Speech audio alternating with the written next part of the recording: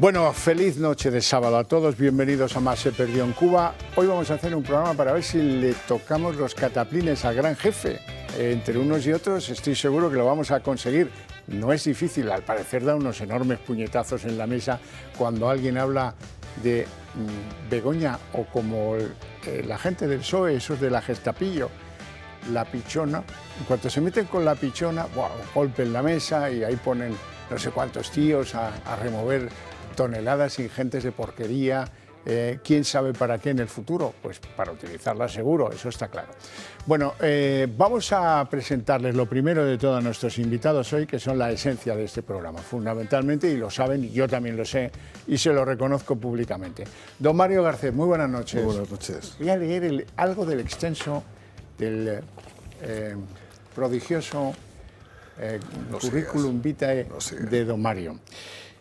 Jurista, ex alto cargo de la administración pública, de varias, ex secretario de Estado, intelectual, hombre que escribe novelas, hombre que aparece en alguna cosa de cine, que promueve la producción cinematográfica, que es político, que fue en la pasada legislatura portavoz adjunto del Grupo Popular en el Congreso, y me dejo 10 o 12 cosas más, pero bueno, ya como te veo que estás adquiriendo un volumen desproporcionado, como les pasa me limito a saludarte y agradecerte que estés una noche de sábado más con nosotros.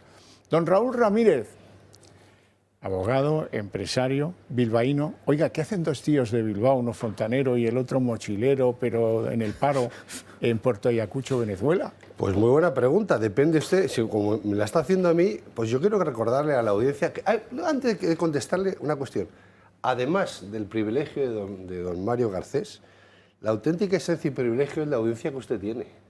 No se equivoque. A usted también le paran por la calle, ¿no? A mí no me paran por la calle. A mí lo que es una maravilla poder ver gente que vas a eventos públicos, efectivamente por la calle, y te animan continuamente a seguir defendiéndoles. Dices, sois de los pocos que no cobráis. No cobramos, o sea, nosotros estamos aquí por dinero. Y segundo, que decís libremente lo que os da la gana. Y la verdad que reconforta, te lo digo de una manera totalmente seria, por eso para mí es un privilegio y me anima a seguir viniendo cada vez que nos llamáis, es que hay gente que se siente representada por nosotros y cada vez más gente porque tienen menos que les representen. Contestando ahora su pregunta, le diré, los bilbaínos y en general mucha gente del País Vasco, los bilbaínos pues tienen cierta relación en la antigüedad con Venezuela, ¿no? Sí, sí. Recordaros que por desgracia también en Bilbao hemos tenido bandas terroristas, seguimos teniendo terroristas en el gobierno e instituciones, y era el paraíso natural, donde todos campaban por su vida, como si aquello fuera... Es decir, siempre ha sido el paraíso de los delincuentes, de los cetarras, Venezuela. Entonces, que ahora venga Maduro y decir que ha cogido a dos, que no sé si los tenía ya antes o no, en Ayacucho, que quiero esperar que sean dos turistas que se han despistado. Es decir, yo creo que al final, cuando tenemos un demente diciendo tonterías, pues, bueno, en España también tenemos otro, pero cuando tenemos uno de ese calibre, lo mejor es oídos sordos, de verdad.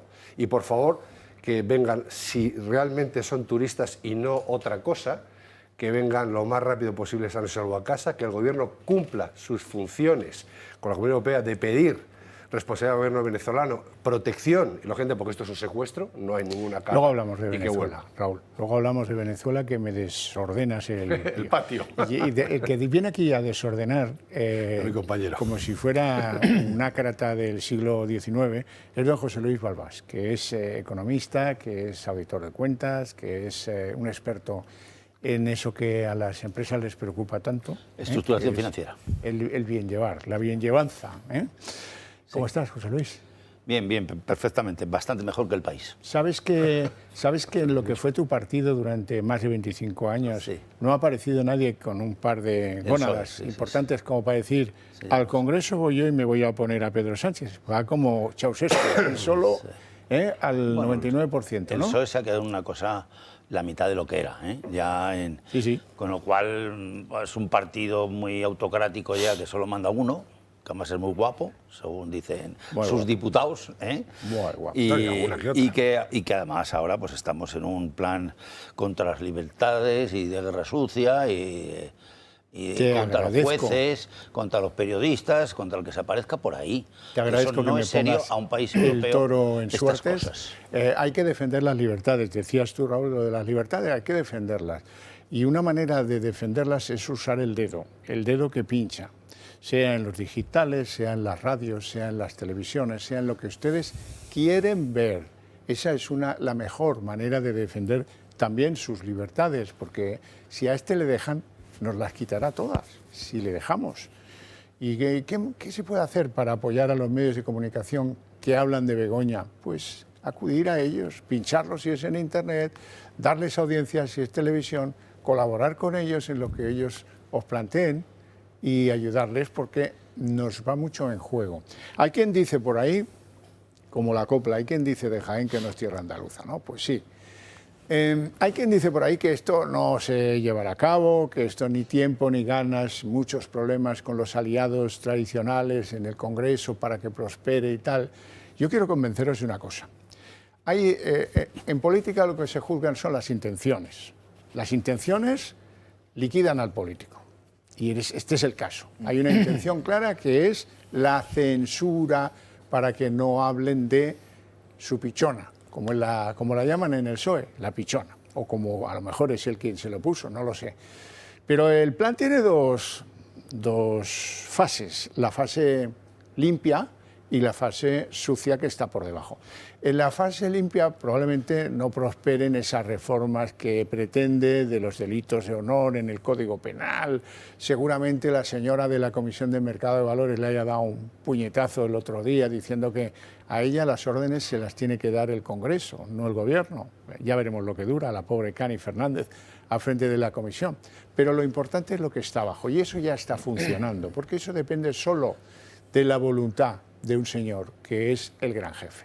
El gran jefe Pedro Sánchez ordenó que montaran una especie de oficina gestapillo para perseguir a los díscolos, pero que a base de algo que es una ignominia, comprar mierda podrida, Poneros en conversación con empresarios que tengan problemas con la ley, les ofrecéis cierto alivio vía fiscalía y que os traigan toda la porquería que tengan acumulada de esos que no son incómodos. Algunos son jueces, otros periodistas, en fin, hay de todo, ¿verdad? Ya veremos qué sale de esa oficina, pero lo primero que tienen ustedes que aplaudir, como hago yo, es que un medio de comunicación se haya infiltrado de tal forma que tenemos audios, con voces distorsionadas y no se conocerían, claro, pero tenemos audios de las explicaciones. Son muy relevantes. Fíjense bien, porque de ahí sale lo del gran jefe y de ahí sale lo del puñetazo en la mesa, el no pasarán, todo por defender a Bego y esas cosas. Vamos a escucharlo. ¿Por qué no tienen ellos tutelado? Porque ha dicho ahí el gran jefe y dice que hay que acabar con esto como sea. El gran jefe es un señor llamado Pedro de apellido Sánchez, ¿no? Solo hay un gran jefe y ese ha pegado un puñetazo en la mesa que te cagas porque él sigue manteniendo y lo dice a grito si es necesario que su mujer es pues una pichona, o sea, eso no hace los discursos, pero que no es una corrupta. Pichona sí, corrupta no. Ya vosotros que sois unos artistas de la palabra me lo explicáis, que yo renuncio a entender esa diferencia, no la entiendo. Lo que sí me parece muy grave es que ahí haya ya gente trabajando desde hace meses, que no les gusta que se sepa, pero que también los han pillado los medios de comunicación. Es el caso de la fontanera, esta que se llama Leire, y que está entrando y saliendo de las oficinas del PSOE con un vestidito rojo para que se la vea bien. Claro, evidentemente Leire Díez pues es una de las que está echando carbón a esa nueva oficina de, bueno, algunos dicen gebeliana, otros la llaman macartista, de persecución, en fin, yo la llamo de comprar basura y de indignidad absoluta, porque como alguien que sostiene un gobierno, el PSOE, se atreve a negociar con personas que tienen problemas con la ley, a los que se acusa de presuntos delitos. Yo te lo apaño si tú me das mierda contra el juez X o contra el director de tal medio de comunicación. Raúl Ramírez, eso es pues penalti y expulsión. En penalti y expulsión, pero yo fíjate que antes de hablar de penalti y expulsión, que yo creo que está claro, yo quería introducir un foco, porque claro, estás viendo en los medios de comunicación continuamente cómo se está valorando, ¿no? Entonces, es que este tío va a hacer o no va a hacer o va a dejar de hacer. Entonces, a mí sí me gustaría compartir con los telespectadores esta noche dos cositas. ¿Cómo se conceptúa la RAE la palabra amenaza? ¿Qué es una amenaza, ¿no? Voy a leer textual y rápido. Manifestación verbal o escrita de una persona contra otra u otras, indicando que se le va a causar un mal con un fin de menoscabar su libertad. Esto dice la RAE, que es la palabra amenaza. Código Penal, que recoge, como todo el mundo sabe, las diferentes tipologías de delitos y comportamientos no lícitos, dice al efecto de lo mismo. Cuando se atemorice o amenace a una persona, familia, comunidad o institución con el propósito de causar alarma, zozobra o terror en la población o en un sector de ella. Una vez si ponemos las dos cosas en contexto y ahora contestándole directamente a su pregunta y abriendo el espectro de pensamiento, ¿dónde estamos? ¿En un programa de regeneración democrática para la defensa de las libertades, que es lo que dice este hombre, entendiendo que la libertad que debe estar atacada es la suya particular? ¿O estamos en un plan para la regeneración de la política de amenazas ante la población civil? Mire, yo creo que pocos españoles podemos saber si esto va a tener el tiempo suficiente para implantarse, si va a contar con los apoyos estructurales necesarios para su ejecución. Lo que no me cabe ninguna duda, y por eso he empezado mi intervención por ahí, es que esto es una amenaza clarísima.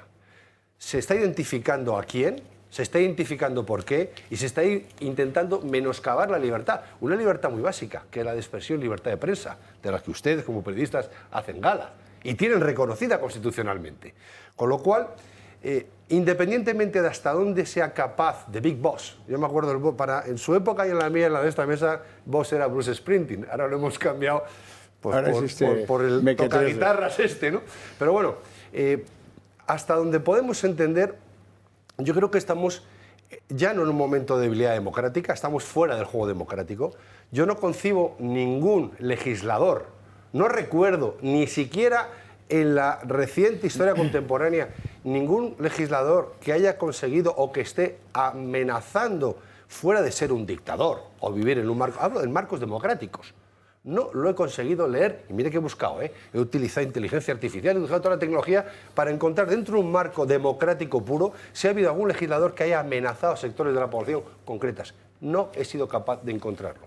Y resulta que ahora tenemos en España a un señor que, amparándose en sus problemas personales, colaterales familiares y de amigos, resulta que pone en marcha no la máquina del fango, sino la máquina de la amenaza, amenazando a la ciudadanía civil, instituciones públicas y comunidad, Código de Penal, para que en ejercer sus puras libertades, porque una cosa sería que este señor, en base a un delito, pudiera demostrar la existencia de un delito previo y tuviera que proteger a través de instituciones públicas a la comunidad o a la ciudadanía de un delito previo. Es que no está en esto. Es que habla de una regeneración. No reconoce la comisión de un delito. Por tanto, la línea divisoria, y con eso concluyo y paso a mis compañeros, estamos, para mí, como abogado, en una amenaza social indiscutible y posiblemente en el futuro ante un delito de amenazas claros por parte de él y de la gente que empuje esta idea. Si no demuestran comisión de delitos previos. Mario Garcés. Bueno, España se ha convertido en un paisaje en blanco y negro de los santos inocentes, donde Paco Rabanne Azarías es Pedro Sánchez y la Milana bonita es la pichona que se le pone encima, ¿no? Begoña Gómez se ha convertido en ese animalillo que está encima del hombro de Azarías, personaje absolutamente decadente de esa España ya imposible, y nosotros somos los inocentes que estamos viendo permanentemente un estado constante de degradación, como decía muy bien Raúl, de la democracia en nuestro país. Si un presidente del gobierno, desde el punto de vista episódico, es capaz de decir lo que se ha dicho, ya no de llamar a su mujer pichona, que es una cosa que, por cierto, si tiramos de la Real Academia de la Lengua, pichona tiene dos acepciones también, sí, que es el femenino de pichón o persona incauta o fácilmente estafable, sí. Lo cual no deja de ser sorprendente. Es decir, es convertir a la corrupta en corrompida. Es que mejor que la llame Milana. Mejor que la llame Milana bonita, porque yo creo que sería una cosa más acertada desde el punto de vista del ibesiano, ¿no? De la España rural, de la que este no debería haber salido en su vida, ¿no? A partir de ahí, España está reñida con la verdad y sus gobernantes, y en este caso Pedro Sánchez, está reñido con la democracia, ¿no? Se ha convertido en un verdadero autócrata. A mí me costaba cuando estaba en el Congreso de los Diputados reconocer la voz autócrata cuando, por ejemplo, Vox definía como autócrata a Sánchez, pero es un verdadero autócrata. Un autócrata representativo, pero un autócrata. Un autócrata que niega la división de poderes. Un autócrata que coloniza las instituciones. Un autócrata que es capaz de crear una célula interna con el objetivo de controlar a los disidentes y, fundamentalmente, de, a través de la neolengua socialista, crear un estado de opinión favorable a él, subvirtiendo la verdad. ¿Qué quiero decir con esto? La verdad ya no existe. La verdad ya no existe. Pedro Sánchez lo único que persigue es que su realidad se imponga, que es una realidad que desde luego tozudamente se enfrenta con la verdad. Pero ojo, ya no es un enfrentamiento con la verdad, sino que lo que hace es perseguir a todas aquellas personas que de buena fe, y algunos de mala fe también, todo hay que decirlo, buscan la verdad y buscan evidentemente ser molestos a ese gobierno que se ha convertido en un verdadero mal del siglo XXI, ¿no? Dicho eso, hay un error de origen, ¿no? Él ha utilizado el derecho comunitario como una fuente de legitimidad de su reforma. Y es verdad que hay una corriente normativa europea que lleva a reflexionar sobre el papel de los medios de comunicación, que es una reflexión que deberían haber hecho los medios de comunicación por sí mismos antes de entrar en el barro en el que han entrado también en España, muchísimos medios de comunicación. Yo estos días me estoy riendo cada vez que veo un titular ahora de la visita de Feijóo a Meloni, que ya hablaremos después, me imagino, en este programa, y cómo aquellos medios de comunicación que no eran de izquierdas, que aparentemente eran de derechas, y acusaban a Meloni de fascista y de ultrafascista, ahora se han bajado los pantalones y ahora resulta que Meloni es una gran demócrata.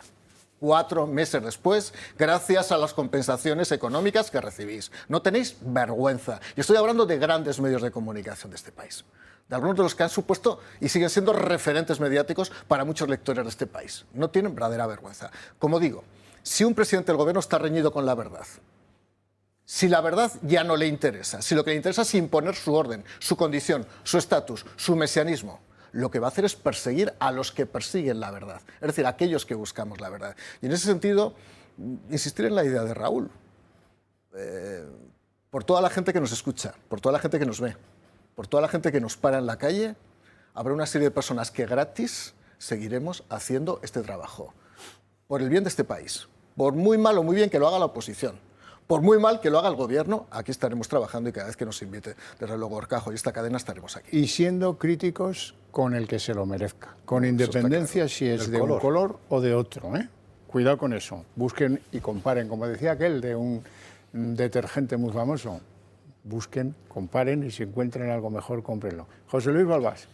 Bueno, el supuesto plan contra las libertades, porque es que es contra las libertades, contra la democracia. Exacto. Y contra la justicia, porque la justicia debe ser independiente, y lo es en toda Europa, está en el artículo 2 del Tratado de Adhesión a la Unión Europea, y el Estado de Derecho tiene que primar por encima de todo, porque está en el artículo 2 del Tratado de la Unión Europea. Es decir, que aplica a todos los europeos independientemente del decreto ley que quiera sacar el Gobierno de España, que va a dar lo mismo ese decreto ley. No es ni aplicable en temas de justicia, no es aplicable. Como tampoco es aplicable ir a un tercer año sin presupuestos. Es decir, un país que tiene un presupuesto público aproximado, ya no sabemos ni de cuánto es, de 650.000 millones de euros cada año, no puede decir que saca 100 millones de euros sin aprobar esos presupuestos para dar dinerito a sus medios de comunicación de amiguetes para ir en contra de otros con la libertad de comunicación que es sagrada en la Constitución española. La libertad de prensa está perfectamente regulada. Entonces, no se puede utilizar dinero que no está en presupuestos. ¿En qué presupuesto está? ¿En el del 22? ¿O en el del 23? No, eso estaba gastado. No sé si me explico. Será uno de simple defensa de tal, pero claro, cualquier país que pierde el gobierno el presupuesto de 650.000 millones de euros. Es para eso lo que está un gobierno, para administrar eso.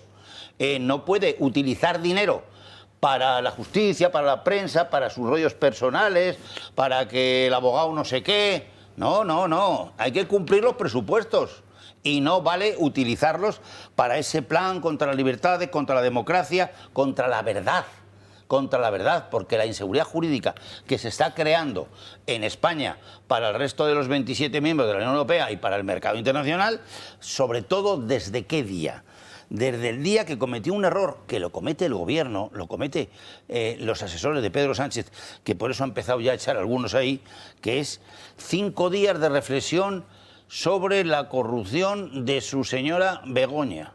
Un error inmenso, porque han sido los grandes medios de comunicación mundiales los que le han hundido su imagen, que no tenía mala imagen, Pedro. No tenía mala imagen, pero claro, la pones en primera página de los primeros periódicos de Francia, de Inglaterra, el New York Times, el Washington Post, estaba en todos los sitios, 5 días. Entonces eso no es fácilmente levantable, porque la comunicación política, los que estamos en ella de muchos años, lo conocemos, tiene leyes. Tiene leyes. Entonces tú levantar una ofensiva donde ha sido 240 primeras páginas en toda esa gran prensa durante 5 días, por mucho que quieras en España, que los dos esos amiguetes que tienes o tenías, que ya no lo sé, que el Grupo Antena 3 y el Grupo Telecinco, pues Telecinco es de los Berlusconis, o sea que en fin, ya no sé cuánto, que eso para parar tus campañas políticas no vale, porque esto es un país grande, importante, serio, donde hay justicia independiente para todo el mundo, hay democracia y hay libertades. Por mucho que te empeñes y lo quieras falsificar la verdad con tus periodistas, que hay algunos que dan pena de verlos en la televisión, dan pena de cómo babosean. O sea, son puro babas ya allí, lameculos que se llaman, periodistas no son. Eso no es la verdad, es una mentira sistemática. Además, fastidia muchísimo a la economía española, porque se está parando la actividad real, se está pasando la actividad real económica del país, y para eso necesitamos apoyar todos a que los derechos civiles y sobre todo la libertad, la democracia y la justicia estén por encima de todo, como dice la Constitución española. Bueno, cuando lo explica un ministrillo de poco nivel que está ahí en función a unos pactos políticos, es cuando se ve de verdad el espíritu del plan contra los medios, que es como debiera llamarse, Urtasun. Que en la sociedad de la información, el clickbait y las fake news, es imprescindible que las instituciones no seamos financiadoras del virus que pretende socavar nuestras libertades desde dentro y que, por el contrario, podamos intervenir a favor de los verdaderos medios de información, garantizando un sistema de medios que sea plural y apoyando el trabajo de los verdaderos profesionales. Y el rinconcito que dedicamos aquí cada sábado a la salud, siempre con don Adolfo Albistur de Mejorando tu Vida. No te doy la mano porque te veo con el guante ocupado, te doy la otra si acaso. Muy bien. Vamos a hablarles de la artrosis, afecta a millones de españoles, tiene componentes genéticos también, de profesiones que han empujado a alguien a sufrir esto, no tiene arreglo. Lo que sí tiene arreglo son los dolores que produce, las insatisfacciones, ciertas incapacidades domésticas, abrochar un botón, abrir un frasco, y eso lo podemos arreglar. Claro, fíjate que los espectadores se van a identificar con lo que voy a decir.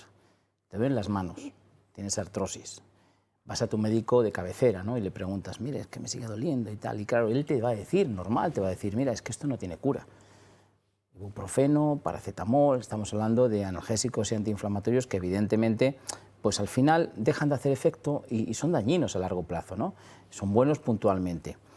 Pues todo esto que ocurre, que dice, bueno, pues ya está, pero la persona que tiene ese dolor realmente se siente mal, porque dices que, vale, pero es que yo cada día me enfrento al dolor, cada día me enfrento a lo que tú has comentado, a cosas que haces normalmente que no las puedo hacer sobre todo porque me duelen, porque me duele mucho al hacerlo y es forzar algo que no puedo, ¿no? Bueno, pues con estos guantes lo que vamos a conseguir es eso, es decir, que ese dolor que tú tienes a diario lo puedas aliviar, lo puedas incluso quitar. Y simplemente haciendo 20 minutos, que yo tengo los guantes, imagínate que ahora estuvieran viendo el programa tuyo, Más se perdió en Cuba, estoy con mis guantes puestos, son 20 minutos. Tampoco hace falta mover la mano. No, o sea, puedes estar aquí, pero puedes hacer cosas, me refiero que puedes estar con ella. Conectar el guante. Cuéntalo. Efectivamente, conectamos el guante en los dos botones, nos va a empezar todo el tratamiento, vibración, onda corta, alta frecuencia, calor, masaje, es muy agradable, a los 20 minutos se para, me lo quito y voy a notar una satisfacción enorme, voy a decir, hombre, pues este vaso lo puedo coger mejor, hombre, pues siento las manos más livianas, ¿no? De eso se trata, que consigamos en poco tiempo y todos los días que ese dolor remita. Bueno, y eso implica a muchos profesionales que dependen de sus manos y que ahora mismo pues, están viendo que no llegan, que no alcanzan, ¿no? Es verdad, es que la artrosis es un desgaste del cartílago, siempre pensamos en las personas mayores, es normal, pero también existe aquellas personas que utilizan las manos muy a menudo de manera muy constante, ¿no? Banistas, conductores, médicos, cirujanos, dentistas, músicos, que, bueno, gente que trabaja con sus manos, ¿no? Esos evidentemente necesitan un cuidado especial para no desgastar el cartílago tan rápidamente. Por eso esto es una solución segura y además, sobre todo, que no tiene ningún tipo de contraindicación y muy agradable y fácil de hacer. Vamos a ver, Adolfo, ¿cómo hacemos para conseguir unos de estos guantes? Bueno, pues hay un teléfono que tenéis en pantalla. Yo os invito a que llaméis, porque además esto no solamente es un producto y un equipo humano que hay detrás que te va a explicar todo, que va a estar pendiente de ti, que quiere que evidentemente mejore tus manos, que mejore ese dolor, que si no te va bien lo devuelves y no pasa nada. Pero realmente llamar, informaros bien, es un teléfono gratuito y además los espectadores de Más se perdió en Cuba vais a tener un 30% de descuento y os regalamos el tensiómetro que habla, ese tensiómetro que te va a decir cómo está la presión sanguínea. Es un teléfono gratuito, 900-730-122. ¿Podéis llamar ahora? Evidentemente no os vamos a coger la llamada porque estamos de noche, ¿no? Pero el lunes os llamamos sin ningún problema y os explicamos bien todo. Muchas gracias, Adolfo, por venir a Cuba la noche de los sábados, que no, ya sé que, en fin, bueno, esas son las obligaciones del cargo, ¿no? Efectivamente. Nos vamos a publicidad.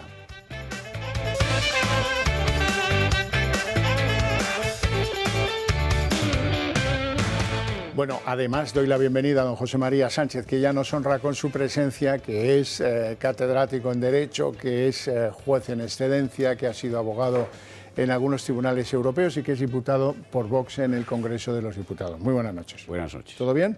Todo bien, muchas gracias. Me alegra. Lo han oído de boca de Urtasun. Ellos van a decidir quiénes son periodistas y quiénes no son periodistas. Esa es lo que quisieran. Dependerá de nosotros si lo conseguimos o no. Y al final, pues no sé si porque ha estado cerca de Meloni o por qué, pero veo a Feijóo hecho un brazo de mar. De repente dice que tiene que dimitir, luego lo veremos, Álvarez y no sé qué más, y dice cosas, el otro día en la sesión de control a la oposición, sí, he dicho a la oposición, porque es lo que es, un control a la oposición.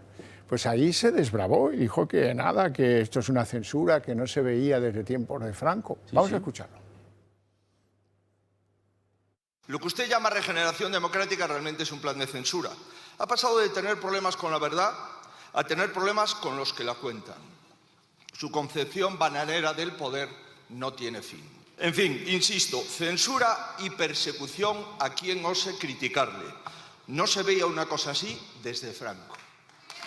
La cuestión es que, ¿para qué todo esto?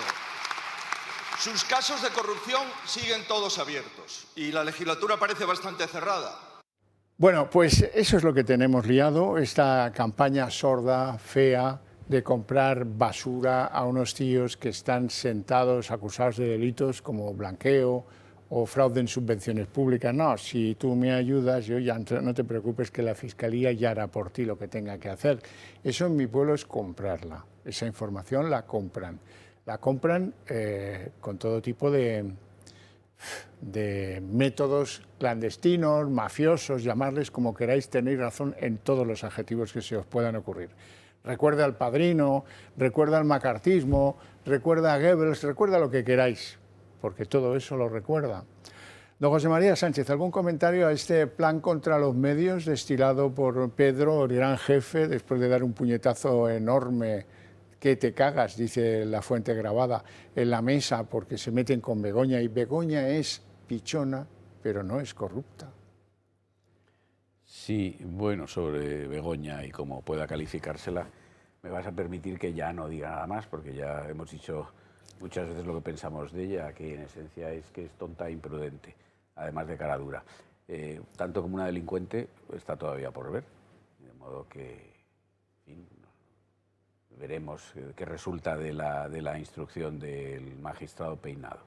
No, sobre esto que dices, vamos a ver, este señor, que indudablemente tiene una pulsión, sujeto de una pulsión autoritaria, ya lo anunció en el último pleno, en julio, en el discurso, yo creo, el discurso más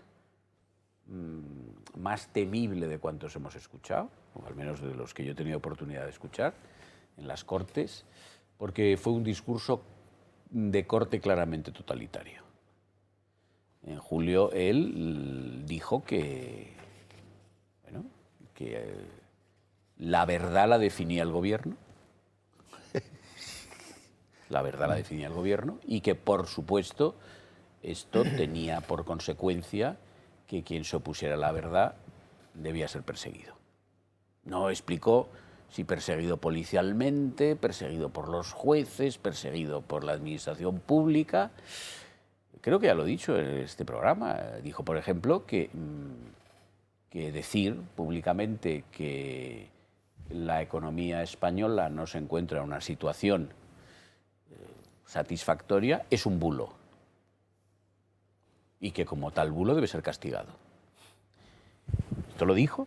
Bueno, entonces, pues...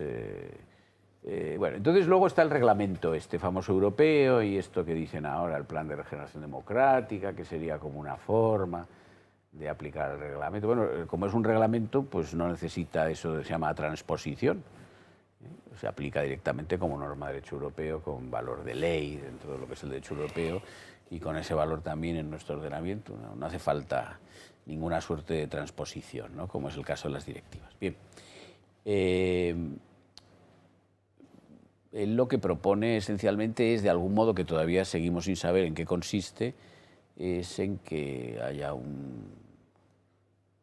unas potestades de la Administración para perseguir, sancionar a quienes digan aquello que al Poder Ejecutivo no le resulta satisfactorio o no le gusta oír, ¿no? Porque, bueno, pues ya lo ha dicho en julio, ¿no?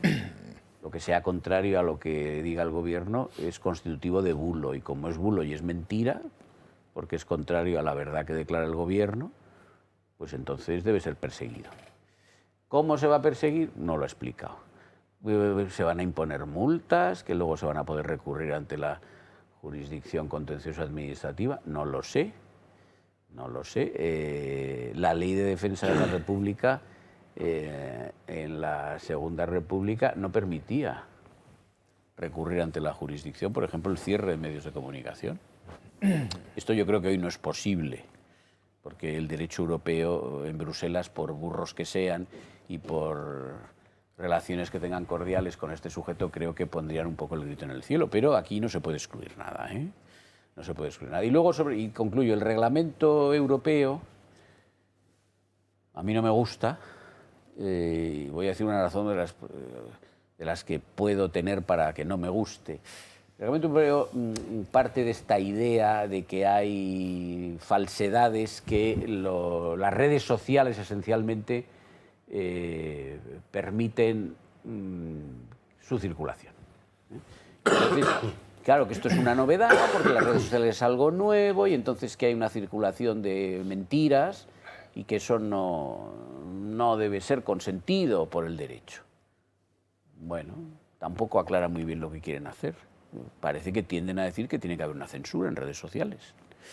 Y lo que sí dice abiertamente es que una forma, y esto verdaderamente no me gusta nada y es preocupante, y más en boca de la Unión Europea, que una forma de contrarrestar lo que pueda ser información falsa en medios de comunicación, esto ampliamente entendido, o sea, no, en este caso no relativo a redes sociales, sino también televisiones, radios, periódicos, etcétera, es reforzar los medios de comunicación de titularidad pública. Bueno, esto es una broma de mal gusto.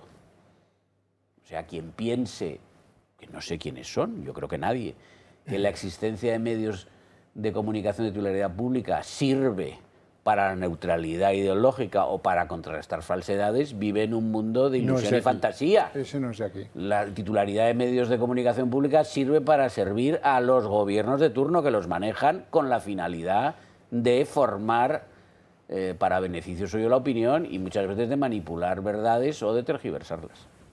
Mario, brevemente. En línea con lo que decía José María, creo que la utilización del francomodín, del comodín de Franco, es un error. Porque efectivamente yo lo compararía con lo que pasó en la Segunda República. Si bien la Constitución del 31 no establecía medidas de censura, tanto la ley del 31 como la ley del 33 fue utilizada insistentemente por Manuel Azaña, precisamente, para contrarrestar la libertad de prensa en España. Era frecuente ver diarios donde aparecían columnas en blanco porque habían sido completamente censuradas y no podían ser publicadas. Por ejemplo, cuando se disolvió la Compañía de Jesús en España, estuvo 7 meses el diario El Debate, que entonces lo dirigía Ángel Herrera, suspendido. Por ejemplo, ojo, no solamente afectaba a los medios de derecha, afectaba también a los medios de izquierda, porque El Mundo Obrero y El Socialista estuvo recurrentemente censurado por parte del gobierno. Segundo lugar, y quiero ser muy directo, la verdad es un concepto, vamos a decir, ontológico. La verdad no es cuestionable, la verdad no es manipulable, la verdad es la verdad. ¿Qué ocurre? Que actualmente la política ya no se compone de verdades, se compone de sentimientos, de prescripciones y de, vamos a decirlo, de altavoces. Los viejos medios de comunicación han sido sustituidos por las redes sociales. Y la verdad pública o la verdad privada ha quedado tamizada por un filtro de termitas, que es como una casa de termitas, donde se filtra cualquier información. Ahora bien, si consideramos que la mentira, ya sea calumnia o injuria, constituye un hecho de una gravedad intensa que requiere una revisión total, desde luego, de lo que son las normas de derecho público y de derecho privado, simplemente diría una cosa a Pedro Sánchez. Si cada vez que ha mentido un ministro o el presidente del gobierno, que es una vez por día, una vez 7 días por semana, tuviéramos que asumir consecuencias jurídicas, desde luego no serían de ámbito penal, que podrían serlo. Las más básicas desde el punto de vista de las relaciones políticas serían los ceses inmediatos. Por lo tanto, si es así, Pedro Sánchez, dimitid o cesad a toda aquella persona con responsabilidad política que haya mentido sistemáticamente y no se haya retractado. Pero es que además en España los bulos políticos no han causado ningún daño a la vida democrática de este país. Hay otros en los que tal vez sí. Esta normativa europea se saca contra las largas manos de Putin sobre algunas políticas nacionales en algunos países, Holanda, por ejemplo.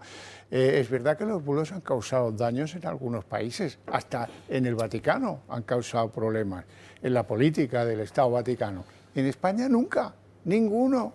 No ha habido, bueno, sí ha habido bulos, claro que sí, pero esos afectan a personajes de la farándula, a no sé qué, de la vida rosa, pero no a la política. No a la política. Este gobierno no puede demostrar que ha habido un bulo que le haya afectado, motivado o organizado por quien queráis. Bueno, hay que desengrasar esto porque si no nos ponemos a llorar por las libertades que todavía no hemos perdido y que no vamos a perder de ninguna manera. Por eso la inteligencia artificial, eso de lo que habéis oído hablar muchísimo, y ya os digo que permite cosas también cachondas y divertidas. Por ejemplo, este Sánchez pegado al Lamborghini.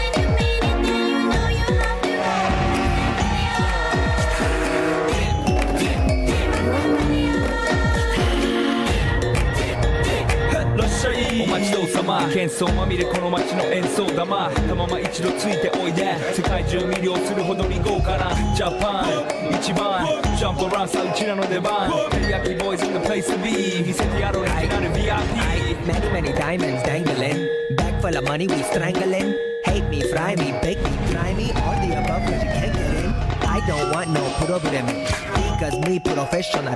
Make Thank you, shake your cats up, thank you. Haters take it personal. Like a Canada, tight heads out, nail talk, oh, let's go, not natural, my let's go, such kitchen, over, let's go,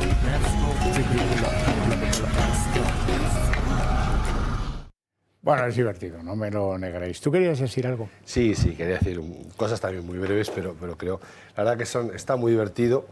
Pero antes hablaba nuestro compañero de, bueno, ambos dos del reglamento famoso, ¿no? Y lo que es curioso es cómo alguien que pretende lanzar una campaña en defensa de la sociedad española y de los medios de comunicación para defender lo que él llama bulos, utiliza una herramienta que precisamente va a la dirección contraria en su origen, ¿no? Porque aunque hay cosas de ese reglamento, yo comparto contigo, me parecen peligrosas en su aplicación, cuando menos, el origen de ese reglamento precisamente es el contrario. Es proteger a los medios de comunicación y promover su independencia. Cosa que este señor es curioso cómo retuerce y sobre todo cómo los palmeros de Palacio, que cada día son más, antes se reproducía como un conejo, ahora no, ahora se reproduce como los palmeros de Palacio, ¿no? Dice una cosa que es totalmente falsa en base a un reglamento que nadie se ha leído ni ha entendido, por lo que parece, o muchos no lo han entendido, y enseguida quiere constituir una verdad. Verdad que ahora voy al otro lado, ¿no? Es decir, una vez entendido que utilizas una herramienta que está diseñada para lo contrario de lo que tú estás intentando hacer, la pregunta es la definición de bulos, ¿no? Es decir, no es que son noticias fake, son bulos. Antes también creo que se anotaba, ¿no? La definición de bulo, podemos decir, sería hacer correr una noticia con un daño, con un menoscabo, con una intención de menoscabo, claramente falsa. ¿Cómo demuestro yo que es un bulo? Antes he dicho, porque yo voy a decir que es la verdad. Y tú, Mario, decías, la verdad es absoluta. Yo ahí discrepo, la verdad no es absoluta. La verdad es la conjunción de pruebas que demuestran para mí una evidencia. Porque cuando llegamos a aceptar que la verdad es absoluta, estamos aceptando que es absoluta de quien lo diga. ¿De quién es el jefe, el fiscal del Estado? Pues de mí. Eso es una verdad. Sabemos que no es una verdad, por mucho que se diga. Y yo creo que la ciudadanía madura y en un Estado español democrático, con una solera que ya tenemos, lo que tenemos es que rebelarnos cuando nos insultan la inteligencia. Muchos de los que estamos aquí hemos sido insultados con un calificativo despectivo. Esos tertulianos que fomentan bulos fake. De la fachosfera. Yo ni soy tertuliano, ni me dedico a fomentar bulos fake. Todo lo que digo lo documento y lo puedo demostrar. Y segundo, lo que estoy aquí es como un miembro de la sociedad invitado por un programa de televisión a dar mi opinión, a la cual creo que tengo derecho. Serán tertulianos en todo caso aquellos que van a medios públicos donde hablan de cosas que pueden demostrarse que no son ciertas y que cobran por ello, que es lo que llamamos palmeros. Entonces yo creo que la sociedad debe empezar a diferenciar y sobre todo, ya no digo que, porque antes habéis dicho todavía mantenemos nuestras libertades, yo no estoy de acuerdo tampoco con esa afirmación. Las libertades creo que están más amenazadas que nunca, porque hay gente que tiene miedo, porque está amenazada a expresarse en libertad. De hecho es lo que se está pretendiendo, estamos hablando de esto. Y desde el momento en que tú sufres una amenaza directa, tú estás reduciendo tu capacidad de expresión, tu capacidad de usar esa libertad como podrías hacer en cualquier campo. Por lo cual, ojo con las inocencias. La inteligencia artificial es divertido, muy práctica en muchísimos campos profesionales, pero lo que deja la lección es, señores, estamos en un momento democráticamente, para mí, tremendo. No es cierto que tengamos una seguridad jurídica garantizada. No, España no tiene una seguridad jurídica garantizada. No tenemos organismos judiciales independientes, están todos politizados por unos y por otros. En muchos casos, las resoluciones judiciales no son judiciales, son resoluciones políticas camufladas de resolución judicial, muy endebles en muchos casos, hasta técnicamente hablando. Por tanto, creo que el ciudadano español está en el momento de menor libertad, en el momento de menor garantía constitucional y en el momento más débil democrático de nuestra historia reciente después de una dictadura. Con lo cual, creo que yo espero que esos 3 años que están continuamente contándonos, que quieren agotar, espero que no sea así. No me gustaría que tuviéramos un cambio político por el apoyo de algún prófugo de la justicia, pero desde luego la ciudadanía no puede aceptar los bulos como verdades ni a un mentiroso como un dogma de fe. Sobre el origen de todo esto, hay quien lo relaciona con esos 5 días fake de reflexión, si me quedo, me voy, todo. No. Esto empieza mucho antes. Hubo un momento en el que este hombre decidió que él era la víctima de los bulos de los medios de comunicación. Y ese momento fue cuando por primera vez acude a los tribunales porque hay un tío por ahí que había sido comisario, un tal Villarejo, habréis oído hablar de él, ¿no?, que se mofaba en una grabación de una comida privada, se mofaba, uy, Sabiniano Gómez, ¡oh!, menudo negocio tenía con las saunas gays. Eso, la lectura que hace el que vive en la Moncloa es: van contra mí y contra mi familia. Y acude a los tribunales. Y en los tribunales se da una tremenda bofetada, porque le dicen: oiga, pero vamos a ver, si esto todo el mundo sabía, la sauna azul de quién era y sabemos cuándo se vendió. ¿Qué es lo que de este comentario de una comida privada pueda usted llevarle a la conclusión de que hay una policía patriótica que va contra usted? Decía en la querella eso. Fracasó. Y eso se le quedó aquí, ese chip se le queda aquí y de esos polvos estos lodos. Balbás. Sí, además ya la sensación que se tiene en este plan contra las libertades, las democracias y la seguridad jurídica es que el gobierno quiere desviar la atención de los procesos judiciales, estos que tiene, que puso él en el foco los 5 días de reflexiones cristianas, o no sé qué eran. Cristianas eran poco, la verdad. O del amor entre personas, o no sé qué y tal, ¿no? Entonces, claro, esto me parece a mí un error absoluto del gobierno, que ya le cometió, y que tiene poca solución. Lo único que tiene que hacer es gestionar bien este país, que tiene unos grandes problemas económicos. Somos el primero en paro. Ya se lo ha dicho Eurostar, que tenemos 2.850.000 parados, no 2.550.000, que dice la ministra esta de Trabajo, que no sé cuándo la echarán porque no se sabe ni a quién representa, no tiene ni calidad profesional en la nada, y tenemos un gobierno con muy poca calidad. ¿Tú has visto este que ha salido, que dice que es de cultura, el Urtacho? Esto, bueno, es una cosa que hace reír a las mantas. Se sabe que es un supercomunista, pero no se sabe qué sabe gestionar. Si es que no saben gestionar. Entonces, claro, aquí hay unos fondos europeos que nos dieron 140.000, aumentados a 160.000 millones, que hemos utilizado 37.000. Italia lleva por 85.000 millones y necesitamos esos fondos. No se sabe ni dónde se han aplicado. Eso nos interesa mucho más que el disimulo del bulo, que eso es como se llama esto. Quieren disimular con que hay unos bulos, que era una palabra que en España hasta hace 3 años ni se utilizaba. Es una cosa menor. Lo que no es menor son los 650.000 millones de euros de presupuestos que quién gestiona. ¿Y dónde está la pasta? Porque faltan muchísimo dinero de esos fondos Next Generation, que algunos ya están en la Fiscalía Europea por cuál son su utilización. Y también en el Tribunal de Cuentas de Europa, de España me refiero, se está buscando ese dinero para que nos den más, porque está retenido ese dinero. El plan que viene para el año 25, que es pasado mañana dentro de 4 meses, y para el 26, es que se van a aplicar una barra de Mario Draghi de 800.000 al año. Entonces, claro, si estamos en esta situación, con todas estas payasadas, que no son más que payasadas, para despistar al personal, con periodistas, persiguiendo a jueces, una cosa que son bárbaras, absolutamente bárbaras, porque estén en los juzgados Barrabés, Coldo, Víctor Aldama, pues están allí, pues Begoña, tal, pues los que estén. A mí, ¿qué me cuenta usted? Las pruebas contra esos señores, si existen, pues tirará para adelante la justicia, y si no, no, pero no desviemos toda la gestión del gobierno, porque tenemos muchos problemas en el país, también de inmigración, y que no resuelve el gobierno nada. A Canarias la ha dejado tirada la ha dejado. Y claro, y es un sitio no importante de España, es clave en términos de todo, sobre todo de defensa. Bueno, para que veáis que en Moncloa lo que impera es otro espíritu, vamos a demostrar a todos estos cretinos que a nosotros toda esta situación nos importa un bledo, que nos fumamos un puro con todo esto tuyo en el juzgado y tal. Vámonos al cine. Ojo con las imágenes son muy reveladoras. Yo no llevo al cine a mi suegra. Parece un señorito andaluz, esos que caminan 5 metros por delante de la señora. Bueno, no sé. ¿Tú querías añadir algo de lo mollar de esta cuestión, José María? Sí, antes de hablar de la entrada en el cine de este señor. Bueno, el cine antes, con el sketch este que habéis puesto de inteligencia artificial, A lo mejor nos librábamos de él si lo contrataban para la nueva entrega de James Bond, porque parecía ahí... Sería una cosa extraordinaria para España.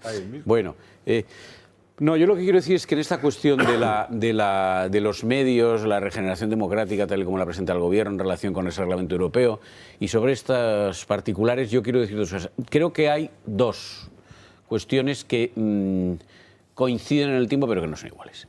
Una es la cuestión general que atañe a todo el mundo. A todo el mundo es... a todas las naciones, ¿no? Y es que hay una reacción, vamos a decir, del establishment bien pensante, o como dice alguna conocida periodista francesa, nada pensante. El establishment bien pensante o nada pensante ha tenido una reacción violenta contra la libertad de comunicación que ha propiciado las redes sociales. Esto al establishment le incomoda. ¿Por qué? Pues porque no lo puede controlar. O lo puede controlar con dificultad, y todo lo que hemos visto acerca de esto es simplemente el reflejo de intentos fallidos de controlar las redes sociales, ¿no? Pues no sé, la censura de Trump en su cuenta en Twitter y cosas parecidas. He puesto este ejemplo, pero podría poner miles.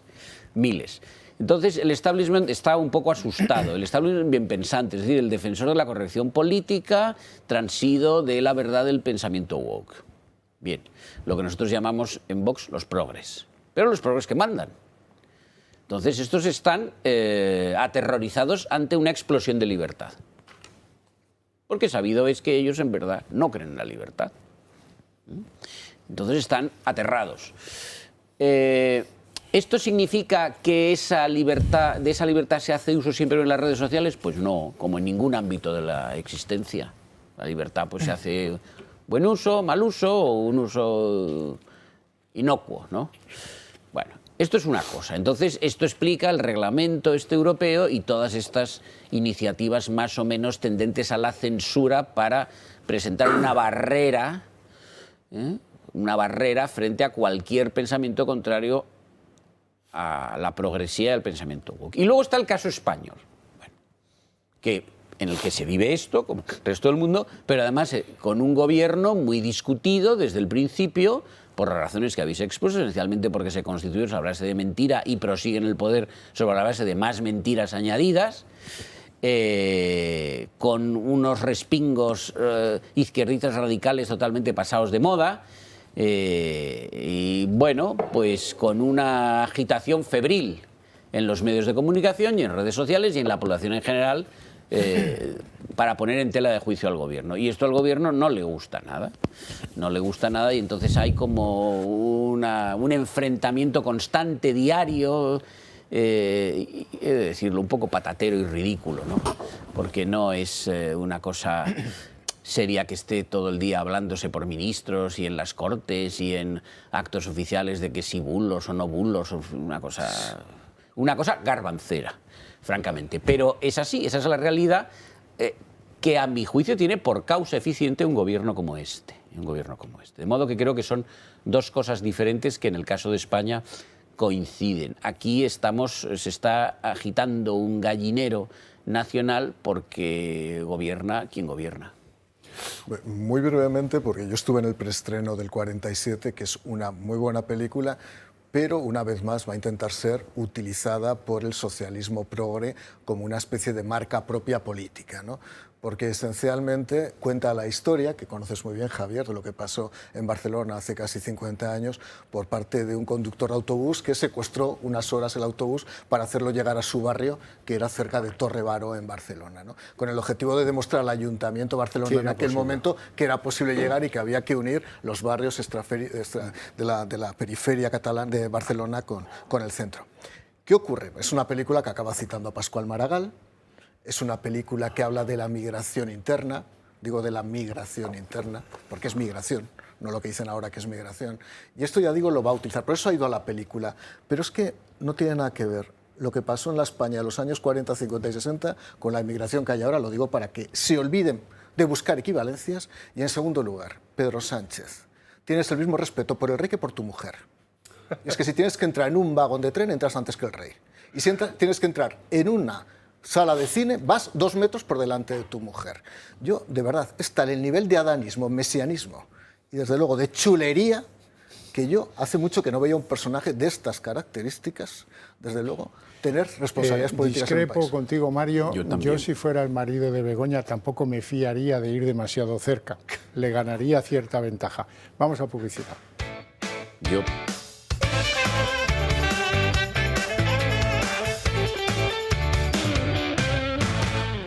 ¿Y de Venezuela no van a hablar? Sí, ahora. Va a ser ahora, porque, bueno, pues, oigan, vamos a ver, si yo tengo una vivienda, se la alquilo a un chico joven y me monta un narcopiso en la vivienda, ¿qué pasa? Que cuando entre la policía e intervenga las armas, el dinero negro y las drogas de ese piso, ¿no va a pensar que yo soy un cooperador necesario?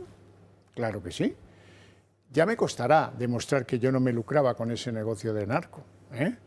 Pero bueno, aquí vamos a lo que vamos. Es la Embajada de España. Sabemos que hay un señor que es Edmundo González Urrutia, que está refugiado en la Embajada de Holanda y que, como el embajador de Holanda es un tío mucho más serio que el de España, pues dice, no, aquí esta señora, vamos, Delcy, aquí no entra Delcy, vamos, ni aunque traiga maletas. No.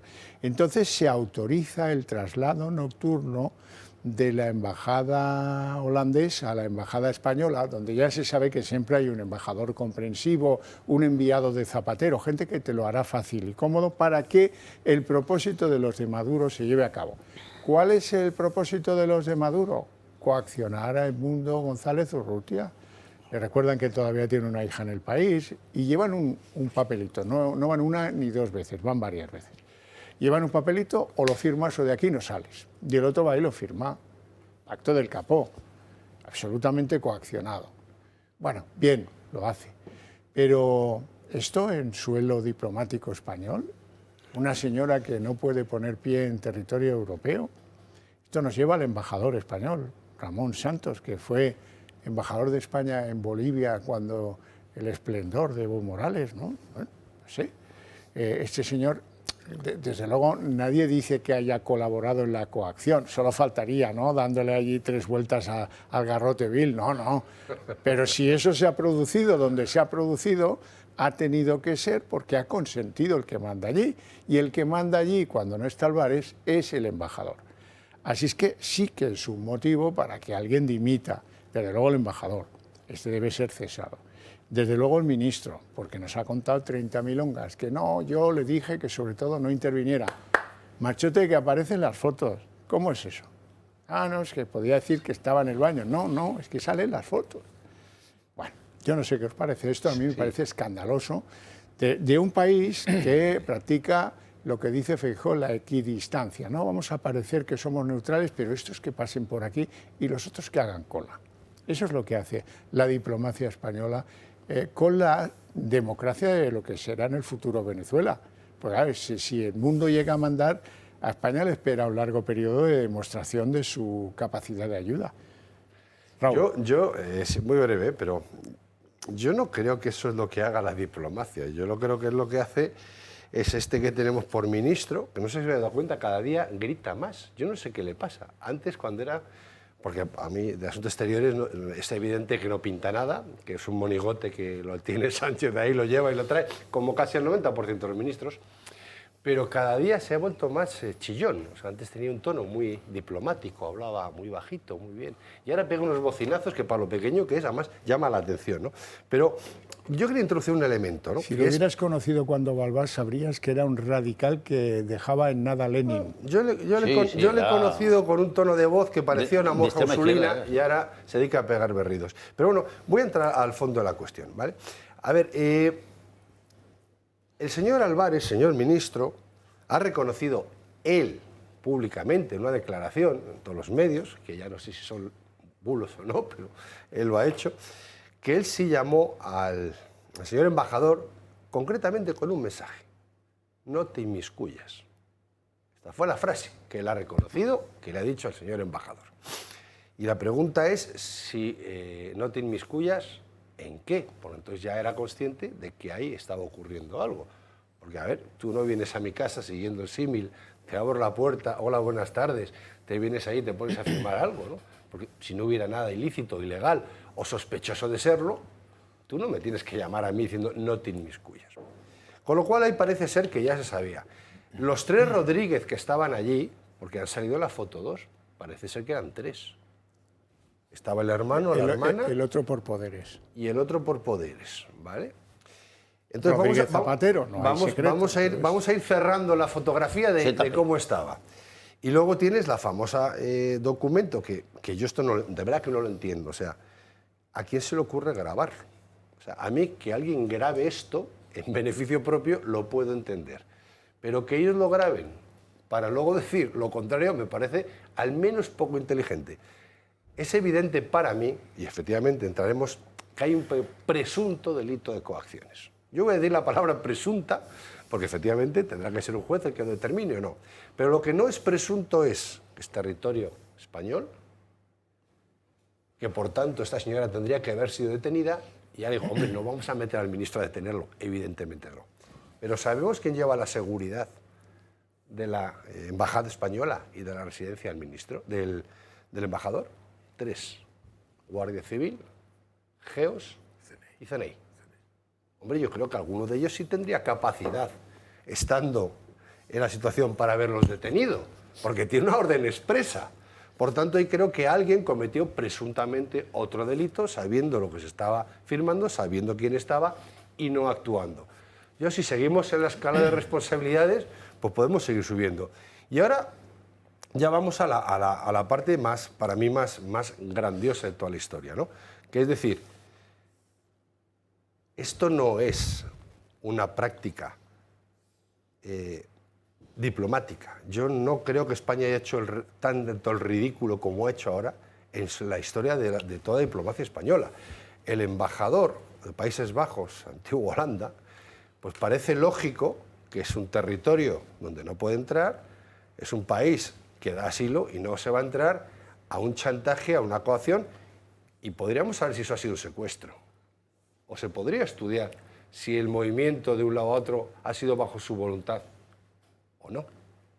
No lo sabemos. Hombre, lo hubiera dicho. ¿Cómo movió? ¿Vale? Lo que el señor diga, que el señor Edmundo diga ahora, que él no ha sido coaccionado por el embajador español, yo me lo creo. Solo faltaría. Claro, pero es que eso, este argumento que ahora están filtrando, que es verdad que el señor Edmundo ha declarado a la SER, yo no he sido coaccionado por el embajador, que efectivamente solo faltaría, no exime de la responsabilidad ni del delito en toda esta situación. ¿Qué hacía alguien que tiene una orden de búsqueda internacional en territorio español? 2 veces. ¿Qué hacía un señor firmando bajo coacción? Que él no ha negado que no firmase bajo coacción. Lo que está diciendo es que uno de los presentes no le coaccionó. No apretaba el garrote. ¿Vale? Y lo tercero, ¿qué hacían las fuerzas de seguridad del Estado viendo un delito? Y acabo. No lo entiendo. Y eso lo sabemos, la Ley de Enjuiciamiento Civil o el Código Penal, en su artículo 450, dice claramente que quien que está en presencia de un delito tiene la obligación de denunciarlo. Allí habría cuerpo diplomático, habría civiles con antiguas responsabilidades políticas y gente de seguridad del Cuerpo de Estado y miembros de la diplomatura española. Esto se les aplica a todos. Y si acabamos viendo que aquí habría una presunción cometido un delito, habría 2. Uno, el que se cometió, y otro probablemente la ausencia de denuncia.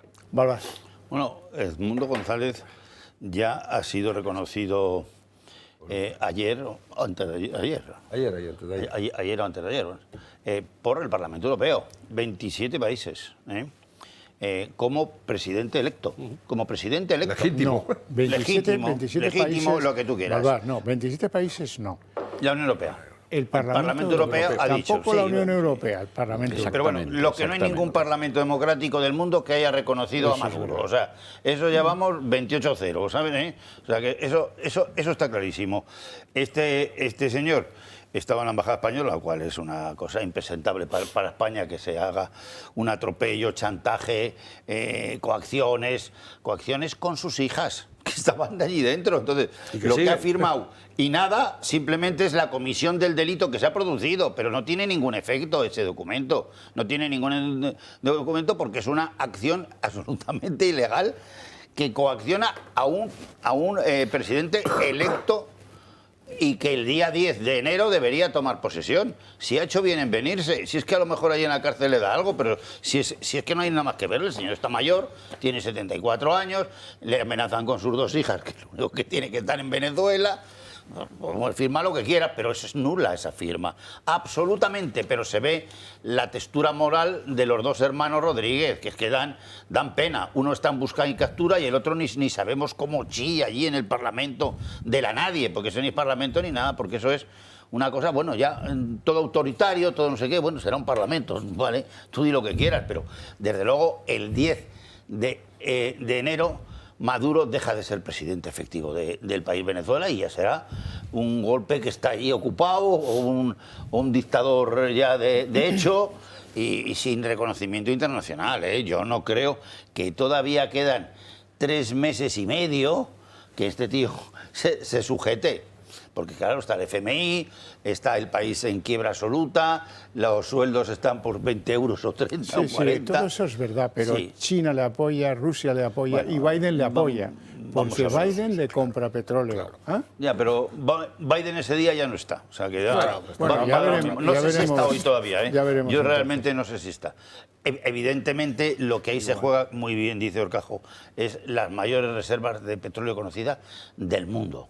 Por encima de Arabia Saudí, lo que no se sabe es o no si es por encima de Rusia, porque el territorio es tan grande y lo oscuro que no da un dato económico nunca de sí mismo, Rusia, pues no se sabe si podría ser, pero desde luego el primero del mundo en reservas conocidas de petróleo. Y eso es lo que se juega, además de la democracia. Sí, sí. Por encima de todo, la democracia. Por encima de la democracia, el petróleo. Y lo que le interesa a Rusia y a China es el petróleo. Y a Estados Unidos, el petróleo. Y a Europa, que es más tal, el petróleo. Y a todos. O sea, eso es evidente. Y además, como ya se está viendo que toda esta pamema de la Agenda 2030, 2050, pues el petróleo al menos va a seguir hasta el año 2060, 70, 80 o más. Tú y yo no lo vemos. O más, porque ahora el tema eléctrico está absolutamente fracasado, y lo único que va a haber son los eléctricos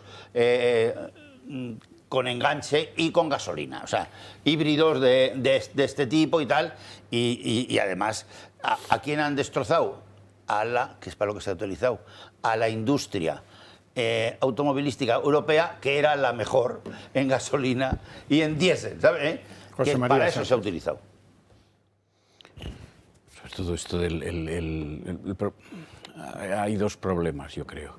Uno es un problema político-legal relativo al reconocimiento de González Urrutia como presidente electo de Venezuela, y otro es la peripecia de González Urrutia para llegar a España. Porque el reconocimiento de González Urrutia podía haberse hecho permaneciendo González Urrutia en Venezuela, o habiéndose ido a Washington, o habiéndose ido a Kingston, Jamaica. Esto no. Pero se han hecho coincidir 2 cosas diferentes. Luego, creo que hay que examinar 2 cosas. La segunda, la marcha de Venezuela de González Urrutia y su llegada a España y su permanencia con vocación de ser un asilado, es un problema añadido, pero es un problema añadido muy significativo políticamente. Es decir, cuando Maduro dice, al producirse este hecho, hay en Twitter, o no sé cómo lo comunica, que comprende que el señor González Urrutia se marcha a España y que le desea lo mejor, su vida en España, Maduro está manifestando, o sea, para cualquier intérprete de ese texto, que Maduro está satisfecho con que González Urrutia se vaya. Dice que lo entiende y que además le desea lo mejor en España. Eso no está diciendo, estoy tirándome de los pelos porque nos abandona este prócer de la patria que nos hace Urrutia. No, está diciendo que le parece muy bien. Si a continuación dice María Corina Machado que González Urrutia ha sido coaccionado, como lo dijo, pues tendremos que pensar que alguien le ha coaccionado. ¿Quién puede ser? O el gobierno venezolano, o aquellos que han actuado como agentes de su marcha de Venezuela y su llegada a España, que son esencialmente autoridades españolas. No ha intervenido, que yo sepa, ni la CIA, ni la KGB, ni el Mossad, ni nada de eso, autoridades españolas. Si además sabemos, como dice Borrell, alto representante de la Unión Europea para la materia de política exterior y seguridad, que es un día triste para Venezuela, porque se marcha González Urrutia, pues, y además añade Borrell que el número de actas publicadas actas electorales publicadas por la oposición venezolana es suficiente para acreditar ya, sin duda, que González Urrutia es el presidente electo, porque el resto por publicar no alteraría ese resultado de victoria de González Urrutia. Vamos a ver, lo que tenemos que concluir es lo que afirmó El País, que la noticia la dio diciendo esto es un mazazo para la oposición venezolana. Bueno, pues entonces vamos a ver. Si esto solamente ha sido posible mediante la actuación del gobierno español, ¿es algo satisfactorio para Maduro? ¿Está en contra del resultado inequívoco de las elecciones que arroja, que es González Urrutia el presidente electo, y además es un mazazo para la oposición venezolana, y quien ha procurado todo esto es España? Pues España está satisfaciendo a Maduro y propiciando que la oposición venezolana reciba un mazazo. Y luego ya está, me da igual si ha sido coaccionado o si no, me da igual, el resultado es este. Si no es que yo no me interese por el estado mental del señor González Urrutia cuando estuvo allí en la legación española, pero no es lo relevante. Lo relevante es la consecuencia política. Y negar que la actuación de España es la que ha permitido este resultado es negar la evidencia, porque estoy citando las fuentes propias españolas o de representantes, en fin, de mandatarios internacionales, pero que son de nacionalidad española, o el diario gubernamental, como es El País. Todo lo demás sobra. Yo me estoy imaginando al embajador como chico de las toallas, diciéndole a los Rodríguez, si le vais a golpear, sobre todo que sea con toallas húmedas, que no dejan huellas. Bueno, pero todo puede ser, y todo eso efectivamente puede ser. O sea, yo no excluyo nada con un gobierno como este, no excluyo nada, pero yo me atengo al resultado político. O sea, el resultado político es un resultado de apoyo a Maduro, de debilitamiento de la oposición, y el agente de ese resultado es el gobierno español. Y luego está el problema internacional del reconocimiento, en el que el gobierno español, teóricamente, está en la postura de la Unión Europea, que es, recordemos, y ahora un comentario sobre lo que has dicho del Parlamento Europeo, lo que ha dicho Albas, y termino. La postura de la Unión Europea, hasta ahora, que es la expresada por el Consejo de Asuntos Exteriores, el Consejo de Ministros, cuyo presidente es Borrell en su condición de alto representante, que al tiempo es vicepresidente de la Comisión. Es el único caso que se produce en esto, es una figura particular, está el alto representante. Lo que ha dicho es que la Unión Europea lo que quiere es, que se llegue a un acuerdo entre el gobierno de Maduro y la oposición, para que ese acuerdo disponga que se produzca un nuevo escrutinio por un tercero independiente. O sea, no es que la Unión Europea diga vamos a practicar un escrutinio nosotros por nuestra iniciativa. No. La Unión Europea lo que dice es que se tienen que poner de acuerdo Maduro y la oposición para que haya un escrutinio y designar un tercero independiente, a modo de arbitraje. ¿Sí? Claro. Y que a resultas de eso ya se verá, porque evidentemente si se está postulando ese procedimiento es porque la Unión Europea no afirma que sea el vencedor ni Maduro ni González Urrutia. Sí lo hace el Parlamento Europeo. Bueno, entonces, ¿esto qué significa? Esto significa, por parte de la Unión Europea, en mi opinión, una tomadura de pelo a la opinión pública internacional. ¿Por qué? Primero, porque pedir un acuerdo entre gobierno de Maduro y oposición para que haya un nuevo escrutinio independiente es pedir un imposible, porque ya sabemos que el gobierno de Maduro no va a acceder. Luego es como si decimos, no, la solución de esto es que Maduro mañana viaje al planeta Marte y se quede allí instalado hasta el fin de sus días. Son imposibles. Luego, postular un imposible es una tomadura de pelo. Segundo, vamos a ver, la cuestión del pronunciamiento del Parlamento. El pronunciamiento del Parlamento es un pronunciamiento que no tiene ninguna validez en el derecho internacional público. Ninguna. Ninguna. Los parlamentos no hacen reconocimientos de gobiernos y de estados. Los hacen los gobiernos. Y en esto hay una cosa, se la me puedo extender, pero ahora no lo haré, es las organizaciones internacionales tampoco hacen reconocimientos ni de estados ni de gobiernos, aunque esto no es más que una práctica del derecho internacional. No hay ninguna norma que lo prohíba, pero no es lo normal. Entonces, habría otro modo de que la Unión Europea, en lugar de adoptar esta postura exquisita de prudencia y de neutralidad, de algún modo, sin hacer un acto que no es común en el derecho internacional, reconociese a González Urrutia como presidente, que es algo que no me voy a inventar yo aquí, que es lo que hizo la OEA en el caso de Guaidó. Y luego, si queréis, lo explico. Pero que la Unión Europea, ya os aseguro que no va a hacer. En la resolución, no lo va a hacer ni el Consejo ni la Comisión, porque serían competentes los dos. En la resolución se escribió, y luego alguien lo ha quitado, que se instará a los países miembros a hacer un reconocimiento como este que hace el Parlamento Europeo si aprueba la resolución.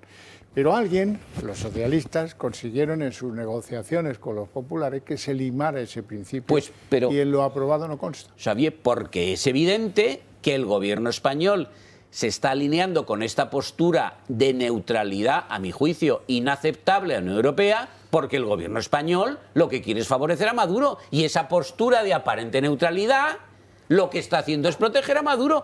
Lo veamos como lo queramos ver. Es así. Y cuidado, que lo digo porque también hubo aquí un comunicador político que le irritó mucho lo que yo dije en el Parlamento la semana pasada. La Comisión Europea la preside la señora von der Leyen, que es del Partido Popular, y ya podría esta señora, ya podría haber dicho algo, siquiera sea haber emitido un bonito tuit en su cuenta.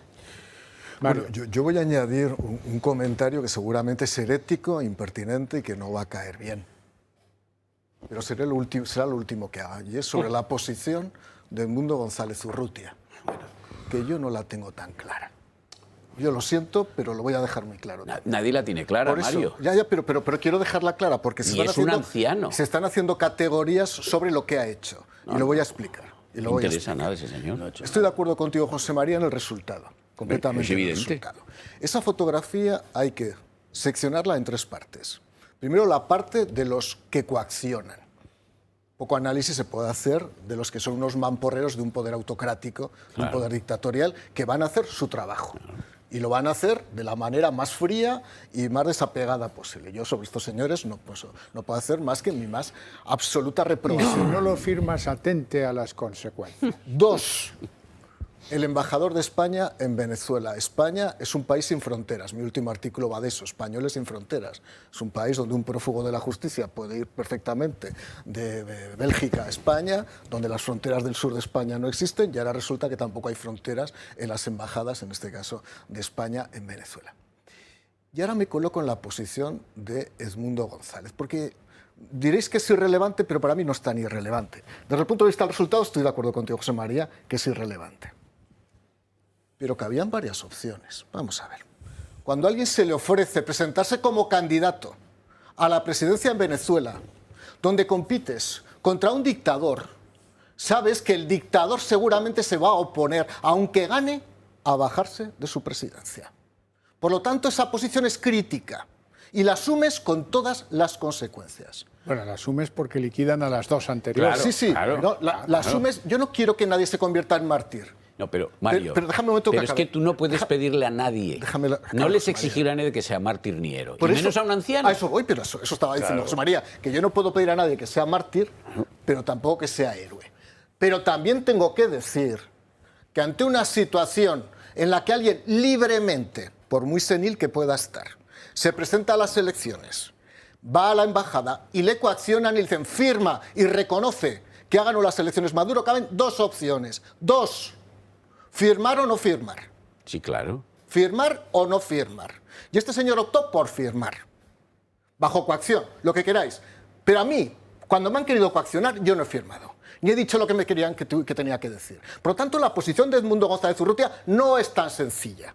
Y no se explica de pronto, no. No, sí, clara, como estaba coaccionado... Clara no es. Por lo tanto, pero es que es curioso porque hay una no especie... podemos pedir peras al olmo, No, ya, Mario. pero hay una especie de consenso en cierta prensa española de que es que no cabe otra posibilidad. Claro que cabe otra posibilidad. Sí. Claro que cabía otra posibilidad. Me está recordando el famoso chiste del cristiano que está enterrado de cuello para abajo en el Coliseo y salen los dos leones y lo huelen, le dan vueltas y de repente el cristiano estira el cuello todo lo que puede y le muerde la cola a uno de los leones. Y el público enfervorecido dice: «Cristiano, no hagas trampas, no hagas trampas». El mundo es el cristiano, los leones son los Rodríguez y el público es el gobierno de Maduro. Ahí lo dejo. Dígame, una cosita que ya que le he visto a mi compañero a veces muy enervado con esto de las opciones, es que Edmundo, a ver, y va a ser rápido, ya hemos asistido a 3 no presidenciables por diferentes motivos, ¿vale? Desde Guaidó, ¿vale?, al cual sí se reconoció como presidente de... No sirvió de nada. No sirvió absolutamente nada. Luego vino el anterior, estuvo en la cárcel, me acuerdo que ahora está también en España. Leopoldo López. Pero es que, a diferencia de los anteriores, Edmundo ha estado diciendo que tiene cierta edad. Yo no creo que sea una cuestión solo de la edad, ni mucho menos de la edad, o que le hayan ofrecido. No me voy a atrever a hacer esos calificativos, porque hemos tenido 2 mucho más jovencitos y que han cogido las de Villadiego exactamente igual. Yo creo que el entorno de presión, el entorno dictatorial, el entorno criminal en el que se vive en ese país, no tiene edades. Y además, os voy a decir una cosa, yo le voy a dar la vuelta a la tortilla. Edmundo era un mal menor. La que está puesta ahí es Corina Machado, que sigue estando en el país, con sus hijos fuera, y sigue luchando desde dentro.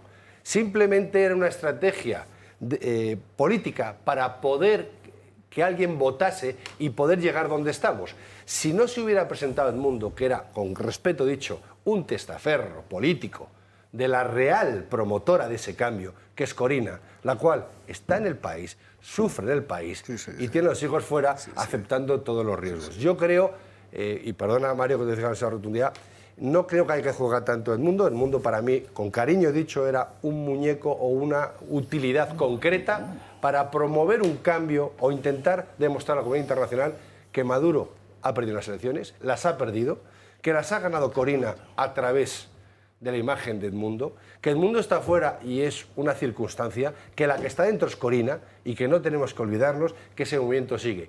¿Dónde está la trampa de todo esto? Confundir Corina con Edmundo y Edmundo con el movimiento. El mundo podrá estar o no estar, el movimiento sigue y Corina está dentro. Y no nos olvidemos de eso. Bueno, vamos a ver. Lo primero, tengo que averiguar yo, luego os doy palabra, no hay problema, pero tengo que averiguar yo qué pasa entre el PP y Vox. Esteban González Pons decía que Vox no había votado esta resolución en favor de Edmundo. Espero que sí, porque no hemos sido capaces de presentar una moción conjunta firmada por todos. La que reconoce a Edmundo González va firmada solo por el grupo de Meloni y por el Grupo Popular. No hemos podido meter al grupo de Vox y no hemos podido meter a liberales y socialistas, pero confiamos en que haya fugas de votos entre los liberales y los socialistas que nos permitan reunir la mayoría suficiente. Y Jorge Buixade dice que Pons miente. Esta mañana en un medio de comunicación español el señor González Pons ha mentido, afirmando que la resolución que vamos a votar hoy sobre el fraude electoral en Venezuela no contaba con el apoyo de Vox y de este grupo político. Y no solo cuenta con nuestro apoyo y firma, sino que este grupo político ha tenido un papel sustancial en la redacción del mejor texto en defensa de la libertad y el Estado de Derecho en Venezuela y contra el secuestro, la tortura, el asesinato y la violación de derechos políticos por la tiranía socialista. No vamos a consentir ni mentiras ni bulos.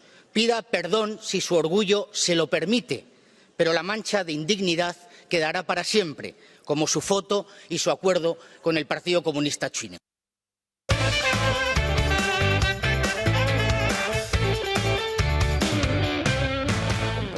Vamos a ver, necesito algún desengrasante, aunque no sea madurista, pero que esté bien maduro. Antes hacía alusión aquí, ilusión ninguna, a Yolanda, ¿verdad? Sí. Pero lo que no sabías tú es que Yolanda ha generado un idioma propio, el yolandés. Mucho todo, de verdad, digo todo. Gobernar no es resistir, hay gobierno para rato. Aunque no se aprueben los presupuestos generales del Estado. Sin lugar a dudas, que gobernar no es resistir y por tanto nos encaminamos a hacer lo que tenemos que hacer, la vida de la gente. Hay muchas medidas que no estamos haciendo. ¿Verdad que en el acuerdo de gobierno de coalición progresista decimos que esto es muy urgente? Lo decimos, ¿lo hemos hecho? No. Algo apasionante, esto es la política de la buena. Esto es como la pobreza, no somos capaces de delimitarla. El Mediterráneo ya nos gusta. Quiero decir que mi equipo, que tengo un equipo de zetas, mis zetas me decían, es tremendo porque solo estamos hablando de hombres. Fíjese cómo ha cambiado el paradigma. ¿Qué quiero decir? Yo creo que esto es sano. Creo que es muy insano que el Partido Popular a mí no me resulta fácil nada. En fin, el yolandés requiere un cierto trabajo entenderlo, eso es así. Ahora, cuando uno es sanchista, se descubre enseguida. ¿Se acuerdan de aquella que aplaude así? En el Congreso parece una foca o una morsa, no sé las que aplauden así como son. La que yo digo es la ministra de Hacienda. Bueno, pues los hay que le dedican encendidos elogios de envidia a lo bueno que está Pedro Sánchez. Vamos a ver. Creo que lo de Sánchez es envidia pura y dura. Y les entiendo, porque con lo bueno que está el presidente del gobierno, no me extraña que sientan esta envidia tan asquerosa, porque jamás van a ocupar el lugar ni la posición que tiene el señor Pedro Sánchez. Hay Marcano. No metas más la mano, no seas exagerado. Se ha pasado unos cuantos pueblos, pero bueno, oye, ahí queda como anécdota, no quiero comentarlo ni hacer que digáis cosas que a lo mejor luego pudierais arrepentiros de ellas. Vamos con el asunto de la inmigración. El asunto de la inmigración es gravísimo. Le dedicamos el pasado sábado un especial para que casi era todo lo que usted tiene que saber de la inmigración y no se atreve a preguntar. Bueno, yo creo que lo hicimos bastante bien y quedó bastante claro qué es lo que había que pensar en algunas cosas, algunos paradigmas estos de la izquierda. No, es que vienen a pagar nuestras pensiones. No. Es que vienen porque los españoles son unos vagos. Tampoco. Es que no vienen porque... Bueno, ha pasado lo que ha pasado y esto me da pie para introducir el tema.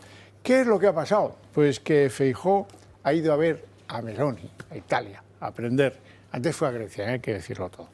Ha ido a Italia. Hombre, Meloni, ¿qué tal? Giorgia, ¿qué tal? Encantado, tal. Oye, ¿cómo lo has hecho esto? Que has conseguido reducir un 60, un 65, hay quien dice las dos cifras, de reducción de inmigración ilegal, menos en Italia. Y la Meloni le dijo algo obvio. Lo voy a decir en italiano que suena mejor. Coglioni, amigo. La Armada delante de las costas de Lampedusa y aquí, en Roma, hemos decidido quitar la renta de ingreso mínimo vital a todos los que no tienen papeles. Y se han ido es una cosa, como Jamelín, se han ido, buena parte de ellos se han ido. Claro, con esa receta ha venido Feijóo muy deprimido a España, porque lo que le falta, si el guiso se tiene que hacer con Coglioni, pues chico, de eso es de lo que no presumimos. Vamos a ver qué pasó en Italia. Feijóo pone rumbo a Roma para tomar ejemplo de cómo Italia hace frente a la inmigración irregular. Porque en el último año en Italia han disminuido el número de inmigrantes irregulares un 60% y en mi país ha aumentado un 60%. Por tanto, la política migratoria en Italia funciona y en mi país no. Un viaje el del líder del PP que hace apenas una semana después de verse con el primer ministro griego y a quien también ensalza como modelo de buena gestión en política migratoria. Y encuentros que se marcan dentro de su gira para tratar de conformar una alianza europea contra la inmigración ilegal. En este punto, la ya bautizada como receta Meloni se ha convertido en un espejo para el resto de países de la Unión. Empezando por Inglaterra, el premier británico Keir Starmer ya estudia cómo importar su modelo. Y España, dice Feijóo, sigue a la cola de poder frenar el drama que supone la inmigración. Ustedes recordarán que en abril del año 2023 el primer ministro español, el señor Sánchez, vino a visitar a la presidenta del Consejo de Ministros de Italia, la señora Giorgia Meloni, y dijo textualmente que el gobierno italiano y el gobierno español tenían intereses alineados en materia migratoria. ¿Qué es lo que ha pasado desde abril del 23 hasta ahora? Que Italia ha trabajado y ha tenido buenos resultados para parar el tráfico de personas y España no ha trabajado. El éxito italiano, no obstante, no está exento de polémicas. Su medida estrella es el acuerdo que alcanzó con Albania. Ambos países acordaron alojar a los que lleguen en pateras en centros para inmigrantes donde lleven a cabo los controles iniciales de identificación y gestión de solicitudes de asilo. Dar dinero a través de la Unión Europea a Túnez y Libia para cerrar el paso a los inmigrantes que quieran poner rumbo a Italia. Y también, entre otras medidas, poner todo tipo de trabas a las ONG que les rescatan a pocas millas de la costa, muchas de ellas controladas por las mafias y que trasladan a los inmigrantes a Italia como solicitantes de asilo. O sea, que si se quiere se puede combatir la crisis migratoria. Lo hicieron en Grecia, con una valla de 220 kilómetros que lo separa de Turquía. Lo han hecho en Italia. Lo que falta es alguien que quiera hacerlo. Si tú vas haciendo llamadas, voy a regularizar a 500.000 y la apoyas en el Congreso, evidentemente estás abriendo las puertas, las has tirado las puertas, no es que las hayas abierto. Balbás. Bueno, yo creo que la inmigración es un tema clave ya en toda Europa, no es que sean los españoles. En toda Europa, Meloni ha sido una genio que ha bajado el 60-65% de la inmigración en un año. Se ha ido a hablar con los gobiernos, no es que solo sea el empuje vía Libia y vía Túnez, no solo eso, ella se ha ido a hablar con la parte de los que vienen tanto de medio África, con ellos les ha dado pasta para que los dejen allí y ha puesto la armada en la entrada para que los barcos de las mafias, porque esos también son mafias, que dicen que ayudan y les sueltan y no sé qué, pero cobran. Es que cobran. Es que eso es así. No puedan entrar vía Italia. Y no entran. Y es que no entran. Entran los que ella quiere, los que piden solicitud, y entran la inmigración legal. Que esté de acuerdo Italia, como la que debe estar de acuerdo España. Pero claro, nosotros, por parte del Atlántico, somos la entrada más fácil y estamos diciendo, venga, venid más. Pero si es que hay días de 750 al día, pues eso es insoportable no solo para Canarias, para el país. O sea, pero esas cifras son tremendas, anuales. No se pueden soportar porque no hay donde meterlos. Pero es que no hay ni viviendas para meterlos, porque España tiene un gran déficit de viviendas enorme, enorme. En Madrid de 300.000 y producimos 100.000 al año. Toda España. Eso es lo que estamos creando.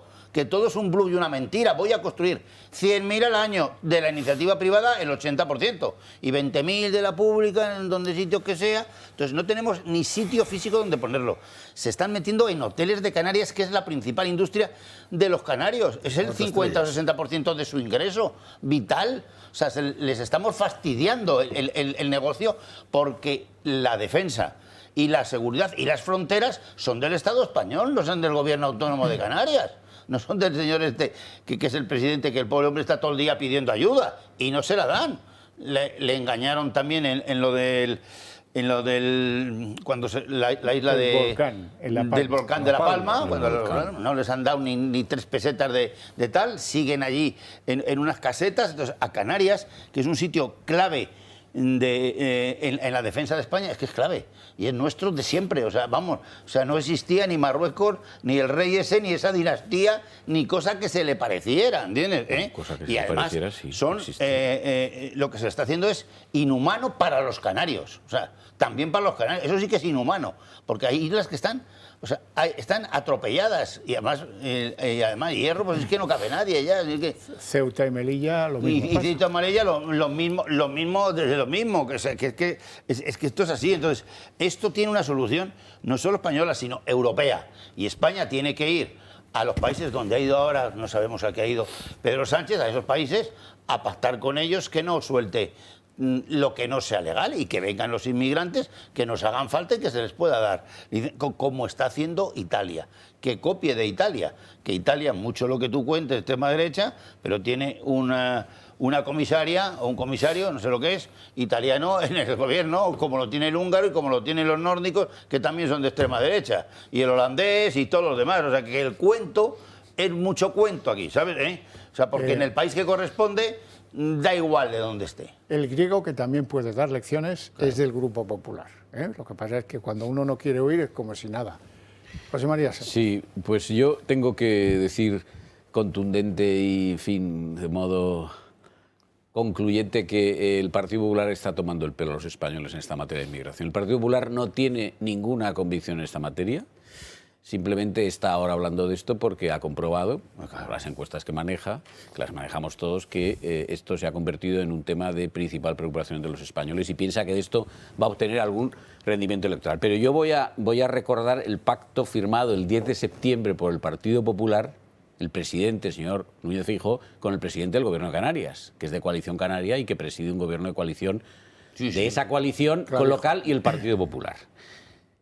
El pacto está publicado en Internet, lo podéis encontrar, 5 páginas. Lo que asegura principalmente es la financiación de las comunidades autónomas por el Estado para que puedan atender a todos los inmigrantes ilegales existentes en el territorio nacional, en este caso en Canarias, y los que puedan llegar.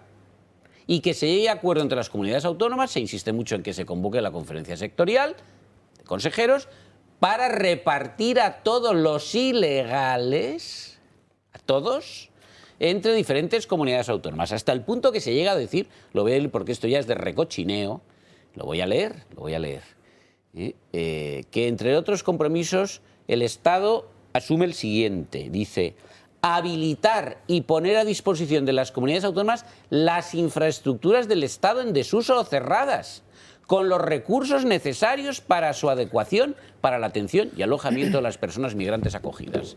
Es decir, que, pues no lo sé, si hay un hospital de titularidad pública cerrado, pues hay que ponerlo a disposición de la comunidad autónoma correspondiente para que allí se acoja a todos los inmigrantes ilegales. Bueno, esta es lo que han firmado en Canarias diciendo que esto era la solución del problema.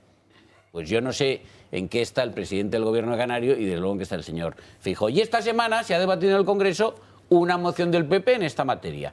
En la moción del PP no hay referencia a nada de lo que acabo de decir del pacto con el Gobierno canario, acerca de financiación por el Estado, de la atención a todos los inmigrantes ilegales y reparto entre comunidades autónomas. Ni se menciona, pero sí hay unas medidas, hasta 14, todas inútiles. Esto no sirve para nada, esto es Pablo mojado. Por ejemplo, que se refuercen las oficinas de extranjería, gracias. Que se pida más ayuda a Frontex, gracias. Que el Gobierno informe de lo que pasa, gracias. Que los cuerpos de seguridad del Estado tengan medios suficientes, gracias.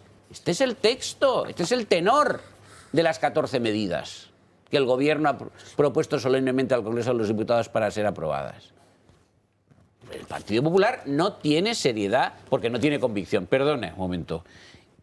Vox lo que ha pretendido es que se declare la situación de interés con arreglo a la seguridad nacional, que supone en síntesis que se centraliza en cabeza del Gobierno toda la política de combate de la inmigración ilegal. Ha propuesto que se practique por el Gobierno y por las autoridades las devoluciones en calientes con arreglo a una sentencia del Tribunal Europeo de Derechos Humanos de 13 de febrero de 2020 que la declaró legítima en el caso de 2 inmigrantes, un malinés y uno de Costa de Marfil, que entraron en España.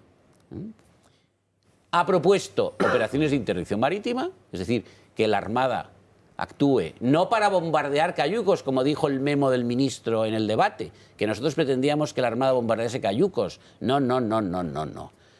Que la Armada lo que tiene que hacer es intervenir los cayucos como embarcaciones sin pabellón, intervenirlos, y una vez intervenidos lo que tiene que hacer es proceder con arreglo al protocolo de Palermo, el artículo 8, un protocolo adicional a una convención sobre tráfico de personas transnacional, proceder a su repatriación, nada más, o depositarlos en el puerto próximo más seguro, pero en todo caso devolverlos. Y otras medidas de esta naturaleza que son de combate radical contra la continuación de la llegada. Y, por supuesto, los que están en situación de ilegalidad tendrán que ser expulsados con arreglo a la legalidad. Pero los que pretendan llegar, insisto, no hay que esperar, no, hay que proceder a la devolución en caliente en las circunstancias que expresa esa sentencia que he mencionado, y hay que impedir la llegada a las costas mediante operaciones de intervención marítima, como hizo desde 2013 Australia en la llamada Operación Fronteras Soberanas. Y luego Grecia, y luego Italia, pero usted estará de acuerdo conmigo en que lo definitivo en el caso del éxito de Meloni ha sido retirar la renta mínima de reinserción. También lo hemos pedido, también lo hemos propuesto en nuestras enmiendas a la moción del PP. Don Raúl Ramírez. Bueno, pues a mí me parece, ¿no? Ojalá tengáis suerte, la gente de Vox, y os voten mucho para que podáis implantar esas medidas, que seguramente serán fantásticas. Pero de momento, y tal y como está configurado el panorama español, por votos por partidos de representación, bueno, pues a mí sí me gustaría es abordar en general con menos radicalismo, menos oportunismo. Creo que aquí muchos están sacándose la foto. Unos se la sacan en Canarias y otros se la intentan sacar en otros sitios. Pero yo creo que al final, más que intentar resolver el problema, lo que se está buscando es la fotografía, ¿no? Y a mí esto me da mucha pena, porque al final, mira, el otro día habíamos un dato, la ruta de inmigración ilegal más frecuentada, por desgracia, es la Canaria, ¿vale? En lo que va del último año y medio han fallecido 700 y pico personas y han sido rescatadas 3.000. Y estos son datos reales. ¿Qué ha hecho Meloni? Pues Meloni ha hecho muchas cosas de las que estáis contando. Antes con socios que se querían, ahora con socios que no se dirigen la palabra. O sea, el oportunismo ha sido, me arrimo al foco cuando nos interesa, unos y otros. Antes en el pasado, hoy alejados, y otros cercanos, ¿eh? Meloni lo que ha hecho para mí inteligente ha sido, en vez de balbucear y lanzar proclamas o teorías, lo que se ha hecho ha sido fijar un plan concreto, el plan Matei. Me parece inteligente. Donde básicamente combina diferentes acciones a resolver un problema que sabe que tiene, que no solo tiene, como bien decimos, Italia lo sufre, pues es un problema europeo y yo te diría casi mundial. Ahora Alemania está tomando ciertas medidas e incluso en las fronteras del norte de Europa empezamos a tener ese problema, ¿no? ¿Cómo se toman esas medidas? Combinando tres elementos. La defensa de la soberanía o del territorio nacional contra el ataque de mafias. Yo estoy de acuerdo. Trabajar la Armada Española tiene competencias suficientes y habilidad, estrategia para poder hacerlo. Me parece lo que puede decir un ministro descerebrado, pues son tonterías. Y no va a decir nada coherente. Yo no dedico ni medio tiempo a estupideces, ¿no? Todos hemos querido entender que la utilización de la Armada en defensa y precisamente es una salvaguarda de los propios inmigrantes, ¿vale? Porque como bien decías tú, no todos los que recuperan o salvan en alta mar lo hacen gratuitos. Hay mafias especializadas en recuperar y destinar a otro sitio cobrando, ¿no? Por lo cual, las fuerzas de seguridad de Estado, en este caso el Ejército Español, tendrían precisamente una garantía de que, primero, un efecto preventivo, se ha demostrado con Meloni, y segundo, una garantía de que esos ciudadanos o esos inmigrantes ilegales puedan tener, vamos a buscar, ciertas seguridades. Lo segundo ha sido para mí un tema muy inteligente. Esos 5.500 millones que ha sido en Plan Matei, ha sido los centros de acogida no los pongamos en mi territorio, pongámoslos en los territorios de donde vienen. Y si no son suficientes, os recuerdo que ha abierto también en Albania. ¿Por qué no me voy a países donde puede ser necesario? Eso es lo que hizo Australia en la operación Fronteras Soberanas.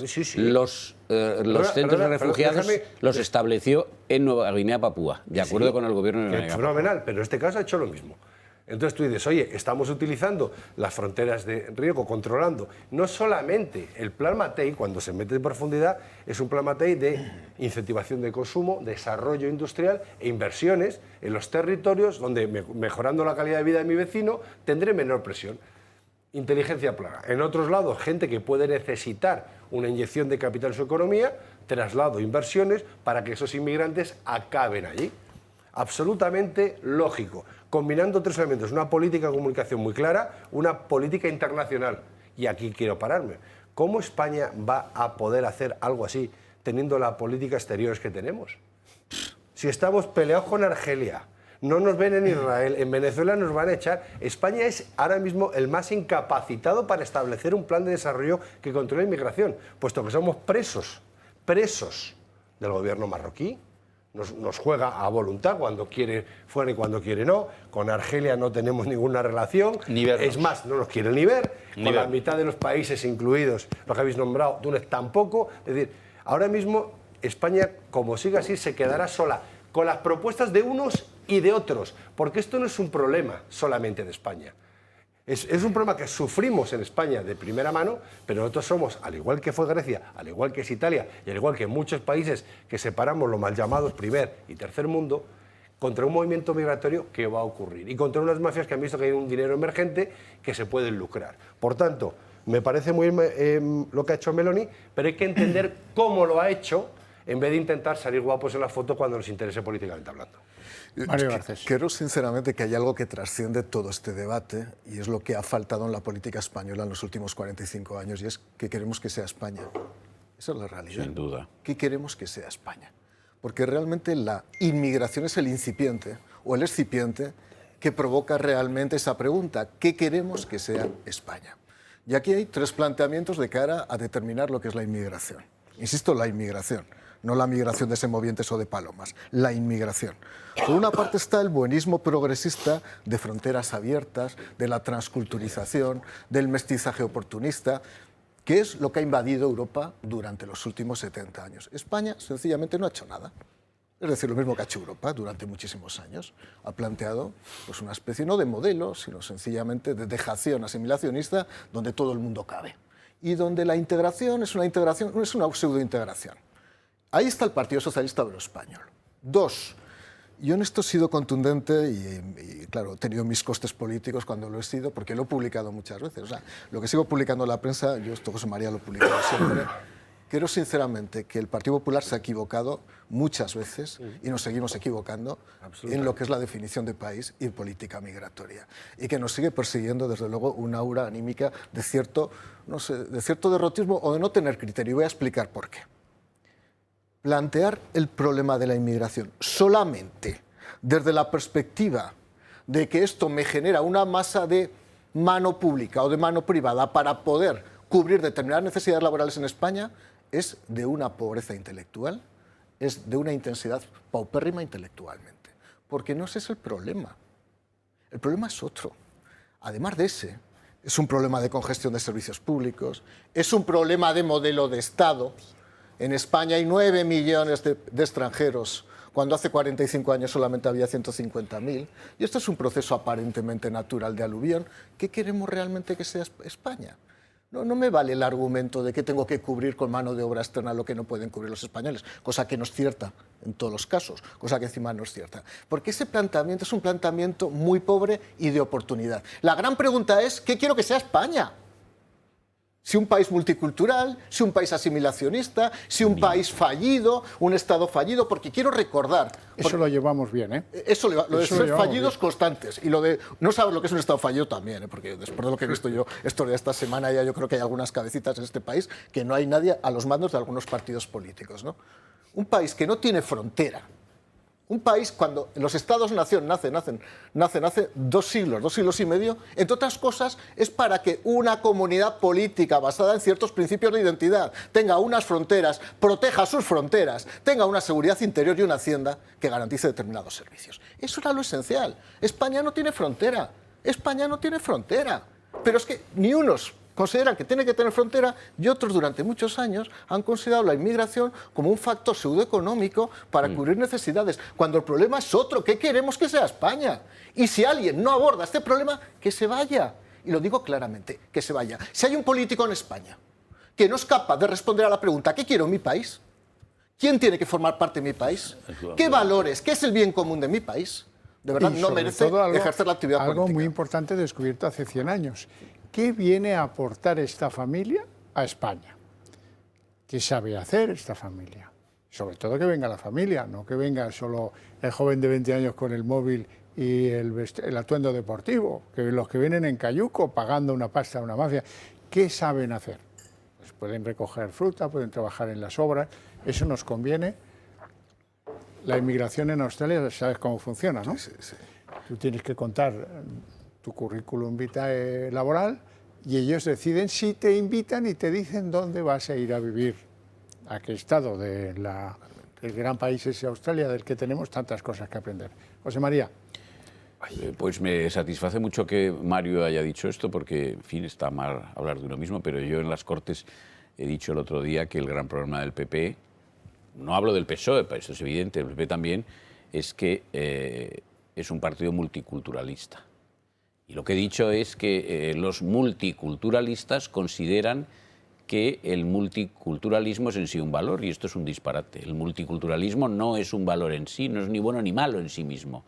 Es un hecho que resulta de la facilidad que hay en la movilidad y el transporte de personas en el mundo contemporáneo. Nada más. Pero considerar que el multiculturalismo, que es lo que quieren para España, es en sí algo bueno porque el multiculturalismo es algo bueno, es un despropósito. Vox es un partido contrario al multiculturalismo, por una razón que no es de racismo ni de xenofobia.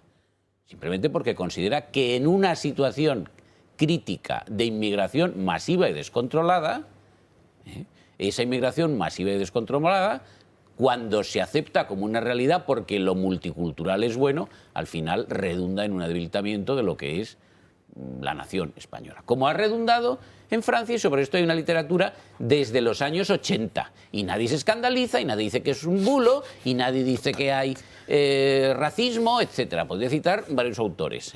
Esta señora, dos señoras Schnapper, Tabarly, que han escrito sobre esto en Francia, y muchísima gente que escribe constantemente sobre un problema que surge de una inmigración que no es la inmigración de la descolonización. Esa no fue perturbadora. Es la inmigración a partir de los años 70, en el momento en que esa inmigración es el efecto de dos cuestiones. Uno, una necesidad de mano de obra barata en las naciones occidentales, y dos, que las naciones descolonizadas no logran proveer a sus poblaciones de aquello que es necesario para su bienestar. Entonces hay esos flujos, y esos flujos son los que resultan perturbadores porque son masivos y porque contribuyen a crear una sociedad multicultural. Y entonces, en los medios progres, en los que a este efecto se incluye el PP, indudablemente se dice, no, el multiculturalismo es bueno. Pues no, no es bueno. Raúl. Yo discrepo de mi compañero, yo no soy tan taxativo en el multiculturalismo. Yo no creo que el multiculturalismo sea malo, ni mucho menos. Entre otras cosas, nuestra historia es una mezcla de culturas desde el origen. Lo que puedo estar de acuerdo, sin ser tan extremista en todo caso, en la posición, es que lo que no es bueno es un multiculturalismo no regulado y no respetual. Es decir, el problema que tienen ciertos países como ha tenido Francia, Bélgica, Holanda, o lo están teniendo ahora Países Bajos, y lo puede tener España, es el perfil, digamos, de inmigración que está haciendo, donde no se aceptan los cánones ni las reglas. O sea, no es un inmigrante inmersivo que llega con un plan concreto, con una familia o sin ella, pero con un plan, una formación, a desarrollar una actividad, o sin ella, pero desarrollar un plan de vida, involucrándose y aceptando como propia la cultura local. Que viene a trabajar. Que viene, bueno, no, o aceptar, o puede buscar una trayectoria profesional, estudiar lo que sea, entendiendo que la propia cultura, la cultura no nace estática, evoluciona con el tiempo y se va transformando. Este país ha sido desde árabe hasta católico. O sea, decir, que no vengan ahora a negar la mayor me parece ridículo. Pero es evidente que lo que tiene que hacer la parte que yo entiendo un multiculturalismo positivo es aquel que enriquece, que se integra y que lógicamente evoluciona respetando el momento de la llegada. Mira, eso es una contradicción. Bueno, una contradicción será la vuestra. Yo te digo, la mía me parece muy clara, que es hay que aceptarlo, porque no se puede ir contra natura. Los movimientos migratorios van a ser siempre. España ha sido multicultural desde su origen y lo que creo es que hay que ir aceptando. Lo que sí tenemos que regular es que gente llega, cómo llega y el que llega con un plan muy concreto de integración en la sociedad del momento en que llega. No tenemos tiempo para más. Lo dejamos aquí. Os deseo una feliz noche a todos. Os espero próximo sábado y os recuerdo que la mejor manera para defender vuestras ideas es que apoyéis a los medios con los que compartís buena parte de esas ideas, porque si no, nos arrinconarán, nos tratarán de asustar, asustarán a los anunciantes de esos medios y vosotros podéis salir perdiendo. Y como aquí de lo que se trata es de defender las libertades de todos, vamos a hacerlo juntos. Así es que acordaros del Club de Amigos del Toro TV y entrar y formar parte de él. Que tengáis buen fin de semana, insisto.